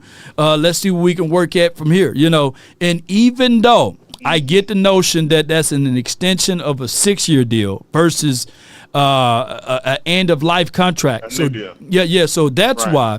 That's why it's always imperative for the Cowboys, if you're going to get somebody and if you trust in your heart that they can do the things that you need to do, then go ahead and offer them something. And I don't know. They may have offered them something. But 9 times out of 10, they didn't, right, based off of their track record. And they let this guy play this season out. He had a phenomenal year, even though there's some hiccups in the flagship station. Shout out to them. But they also, the flagship station of the Cowboys, they did kind of say some things which was reported to them, unfortunately, that, hey, he's late for meetings. He's not on time for this and that, And he have some stuff that maybe he's not fully running routes and stuff, right? But all we know from the public, every time GP talked, opened his mouth outside of one situation, he's been talking good. You know, he's been a good citizen. Matter of fact, he's a pope compared to what Terrell Owens and whoever else been here, right? So And it's just Dez, one of those and things. Dez and And stuff. Dez, yeah. So it's crazy because we can see is this. infamous. Yeah. Dez Yeah. is infamous for being late for meetings and getting on the plane and stuff. They would talk about. So you let Dez, but Dez was one of the guys that they picked, that they drafted. So I think like how they look at it and stuff. If they draft you, oh, you could get away with murder. Right. But if it's somebody we bring in, you gotta do this, jump this hurdle, do this hurdle, like dance, boy. You know, you gotta do all this. Yeah. For them to when they drag their feet, and you know they drag their feet and stuff because we probably could have got him for 30. Well, at one time, wasn't they saying he could be like at about 34 before somebody, and they kept saying Dallas need to sign Pickens before the first lead drop, and look what happened. Yeah. Here's how crazy it is before I let you go, bro. When before the year 2023. The Cowboys could have offered CeeDee Lamb $25 to $28 million. I'm talking about CeeDee Lamb, not even GP. Yeah. Oh yeah. They could have offered. They could have did the thing that what the Seattle Seahawks just did, extended his contract right on the front end. But this is gonna go into one person's ear out the other. What they did was they allowed him to play that year. And he had started off real sloppy and slow, right? CeeDee Lamb didn't have the greatest start that year. But then I think it was like down the stretch, all of a sudden he started, waking up and catching balls and doing crazy stuff. Start passing up Michael Irvin numbers and stuff. And now what happened is that you didn't allow, you know what I'm saying, time to go by. And you had to reset. You had to give him a fair comparable number to Jay Jetta because that's what the numbers said. But before that time frame, he was considered a slot merchant. He was considered not a guy that you can depend on as being your primary only X receiver. But when they allowed that time to get in, all of a sudden you had to pay CeeDee Lamb 34, 35, whatever he's making now. Because you didn't pull the trigger or ultimately you didn't believe in the product that you draft. The key thing is when you draft players, you should have the leg up on offering contracts and offering deals sooner because you drafted them. You got access to all of that. But it's crazy how we kind of move too slow, bro. Yeah. Yeah, it's Jerry. It's Jerry, man. It's a Jerry world. Jerry world, man. Yeah. Sure. Oh, yeah. All right. Thanks for the call and stuff. And I'll catch up on this stuff later. No doubt, man. All right. You have a good day. Appreciate you. And the same story for the guy that wears 4 on his team. When people say that, man, the Cowboys overpaid for Dak Prescott, they are 1,000,000% right. Now, granted, he deserved his money, but the Cowboys, by them not knowing what they got, cost them. If they were to be willing to jump in early on Dak, you would have locked him in. I'm talking about on his second contract, you'd have been able to lock him in at 20 to 25. But they toiled around with his money and they didn't believe in him. And now all of a sudden you had to put him on the franchise tag twice. You paid double taxes for Dak Prescott to a point that it rubbed that Todd France and them the wrong way, that the trust was broken. So now when you got the contract, because you lost all your leverage, you lost the quarterback that you thought that was going to be able to move the needle behind him, you end up having the contracts of the languages of a no-trade clause now, right? Whereas it's up to the agent. That's the agent, Todd France, got the damn front office by their balls. So even when you pay that high premium, you can't even trade him away even if you wanted to. The only way that they could get rid of Dak Prescott if they cut him and eat the money. Right? So the Cowboys on handling their contracts, don't get me wrong, I think they do a good job, but they move too damn slow. and they don't know what they got when they get them. That's the whole point of being able to draft players in talent evaluation, is to be able to jump the curve and get in front of it. But the Cowboys normally do not get in front of it. Yeah, real talk. I'm running a marathon, man. Let me get on up out of here, man. I got the 202, man. You're live on the Nation, brought to you by Frenkel and Frenkel Personal Injury Lawyers. Talk to me. What's going on, Ron? How you feeling? Hey, I'm doing great, man. Doing great. Doing this marathon show. I thought I'd give y'all some overtime because of the fact that I haven't been live in a minute. But talk to me, man. All right, so I was telling y'all about, you know what I'm saying, it had to trade George Pickens. But it's just like, it's so crazy to me. It's like literally 2 years ago. Can you hear me? Yeah, boy, you're in a tough spot. Make it quick, and I can respond. Yeah. All right. You hear me now, right? Yeah, I can hear you better now. Yeah. Yeah. 2 years ago, we was just sitting up here talking about, let's go get Keenan Allen. Let's go get Rashad Bateman. Let's go get all these guys. That right. Prescott is not getting younger no time soon. He's not getting younger. Facts. He need all the help that he's need. Right. I don't care about anything. Just George Pickens stuff. I feel like we should worry about this next year. We franchise tag him. If he hold out, if he do anything, let him do that, because that's not gonna. Just let him do what he do. You know what I'm saying? Because I feel like in this season we need to focus on. We need to focus on the defense. Right. And we need to try to get as many pieces as we can to make our team better. We cannot just focus on one player like how we're doing right now. But all right, so you're right. You're right on that one, though. Not to cut you off, but I got to interject right here. In a perfect world, I believe that's what Dak is saying. That's what all of the people say. Hey, man, just bet on yourself. Play on that $28 million contract. I know for sure that I've seen text messages and I heard conversations with a player that's on this team that got the same agent, and they are saying basically, yeah, play on the $28 million thing, and bet on yourself again. But the agent got to tell the truth and say, hey, if your knee shattered into 1,000 pieces while you out there on the field, there's no promise that you will ever get JSN money or any Jamar Chase or any of this stuff. The guarantee is where is that they want at least the same type of guaranteed numbers that these other wide receivers are getting. And 1 year, a one-off, is not going to benefit you, even though $28 million is a lot. So that's what they're up against. And historically speaking, there haven't been a single client of David Mulugeta to play under the franchise tag.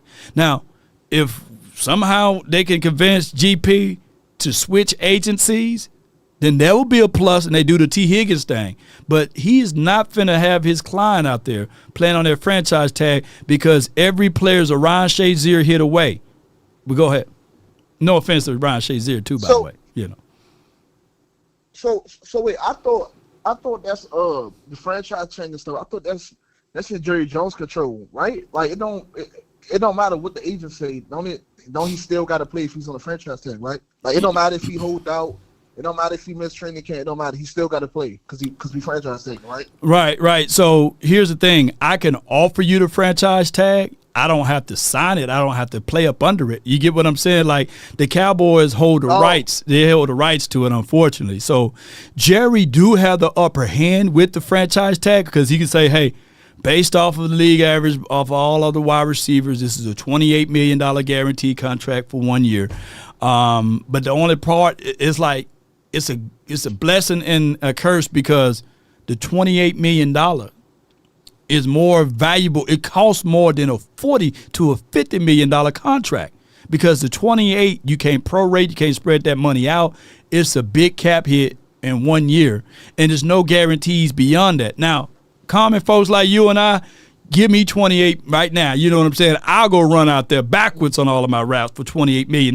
You know what I'm saying? Matter of fact, I will cut Jerry a deal right now, and I'll play with $8 million. But these guys, they are trying to get long-term contracts, and they're trying to secure their future.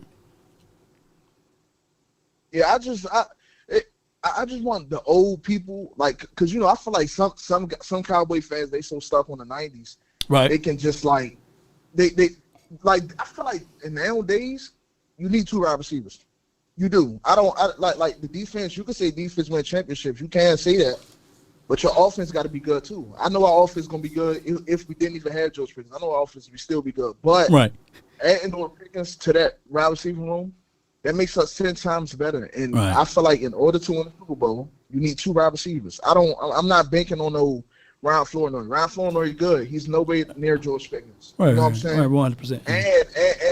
And anybody that we draft, I don't think nobody is going to be near George Pickens. So my thing is, I feel like the older guys, not you, Law, but the older guys, they just so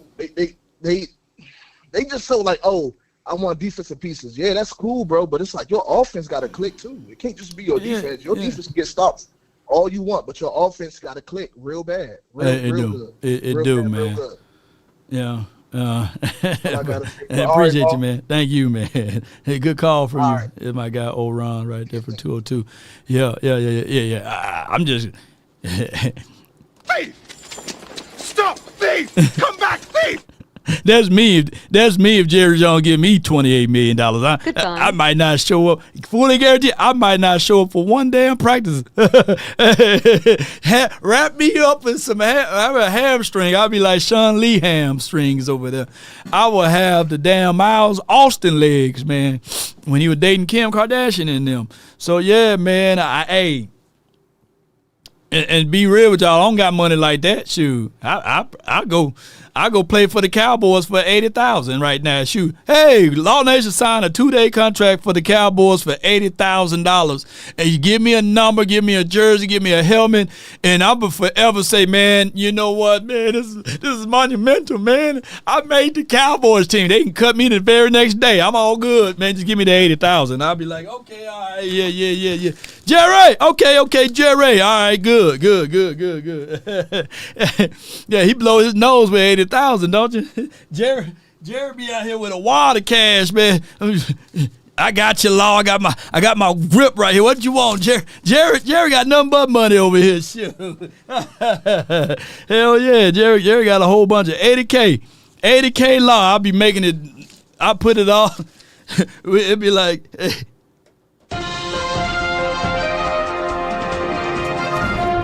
Breaking news, the Cowboys signed a content creator. He's mid-40s, but he can run one route. He got one route for $80,000. You think that, hey, you talking about 4th and long with my guy Jesse Holly?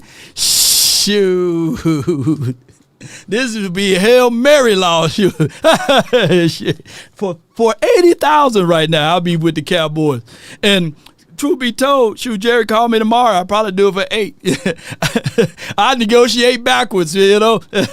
What's good with everybody, man? Hey, I know y'all, look, bust the budget in the chat. I know you would probably pay for the Cowboys for $3.99, man. Just give me season tickets. And it's crazy that the football players, they don't even get season tickets. They got to pay for their own season tickets out of here. It's crazy. But,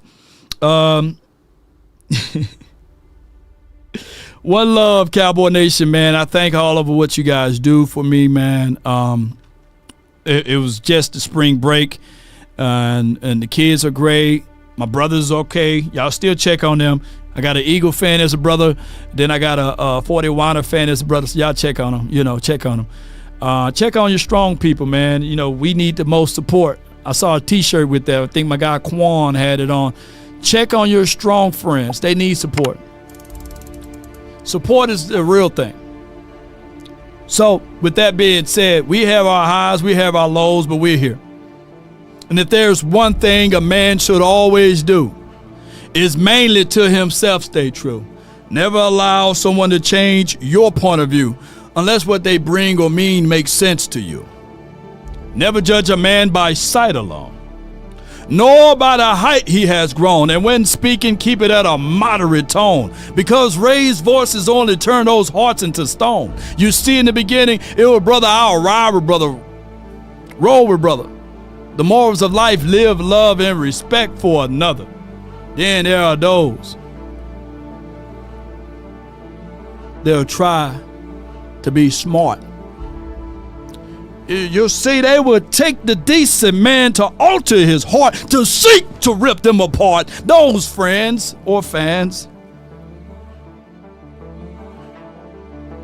you should never lean to. will be around. Why, Law? They don't even invite you at times. Because they will bend their lives around the truth to meet their end. Cowboy Nation, stand tall or not at all, regardless of what's in your way, regardless of what situation or scenario you're in. It's the beat of my heart is crying Cowboys. Silver and blue, we stay true, baby. We don't die, we multiply over here.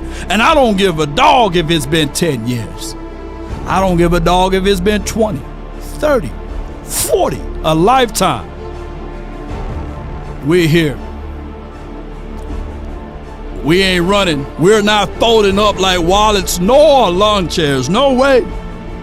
We're here. And if you want a thing bad enough to go out there and fight for it, to work day and night, to give up your time, your peace, and your sleep, if all of your desires of it makes you quite mad that you don't get tired, and it makes you hold everything taut in your cheek, if life itself seems empty and useless without it, and it's right, Ashley, David, Buster Budget, David Woods, and all that you scheme, Leon, and DP is about it. If you will gladly go out there and sweat for it, fret for it, or plan, lose all terror of your mind. If you would simply, just simply go after the things you want with all of your capacity, strength, sagacity, with faith, hope, confidence, and stern pertinacity. If neither cold or the poverty or the famish or fame or the sickness of body or brain can turn you away from the things you want, if dogged and grim and besieged and beset, you can tell where my heart at. It all rhymes for your mind if you understand the time that we are in. If dogged and grim and besieged and beset with it, with the help of Almighty, that's G-O-D, that's my best homie, my friend that lives within, I would no longer live in the house built by man, but I would dwell in the hearts and the minds of my people. That's where we are at. Mama said that there'll be days just like this. That's been my time. I really thank you all for yours. And remember, you're listening to nothing but the best. As they say, go Cowboys. Let's get on up out of here. All right. Tell them. Hey. We wake up, baby. I wake up, flex, thumb down now. Check, no drip this. Tell them. Run it up. Alright. No sleep, now no it's time might crash, might to roll I wake up, flex, no drip this. I forgot we ain't got no credits today. It's all good. Come on, baby. But first I come on. 9 out of 10 roll through my hands, I'm by my lonely. Turned to a savage, now my baby wants to hold me. Oh, now you want to hold me. Fans don't need no friends, I got my homies. Alright. Thought I could trust you, I find out you tried to zone me. Oh, you tried to zone me. One up on that court, I'm Nick McGrady. Bust it, baby. The first one in, the last one out, can't call me lazy. Come on. Put in my hours, send the invoice, and they pay me. I need 6 rings like MJ. Come on, baby, we need 6 of them. I just write D in the chat. Wake up, flex, come on. Down now. Check, no drip this. Tell them run it up. No sleep, no rest. Might crash, might wreck. But first I bust. Tell them run it up. Come on. Law. Until Until next time, if we offended anyone on this long marathon stream, be sure to charge it to my beard, not my heart. And shout out to Kevin Hart. That trip way out to the draft, baby. I call up Nigeria, come through in a hurry. Come on. Those London boys don't come to play, you should get worried. One false move, find yourself, they getting buried. Dance with the devil, used to love playing those games. Made some bad decisions that brought my mama pain. Not mines, baby. I made a promise to her, swore that I would change. I'm on the come up, bet I live up to my name. I wake up.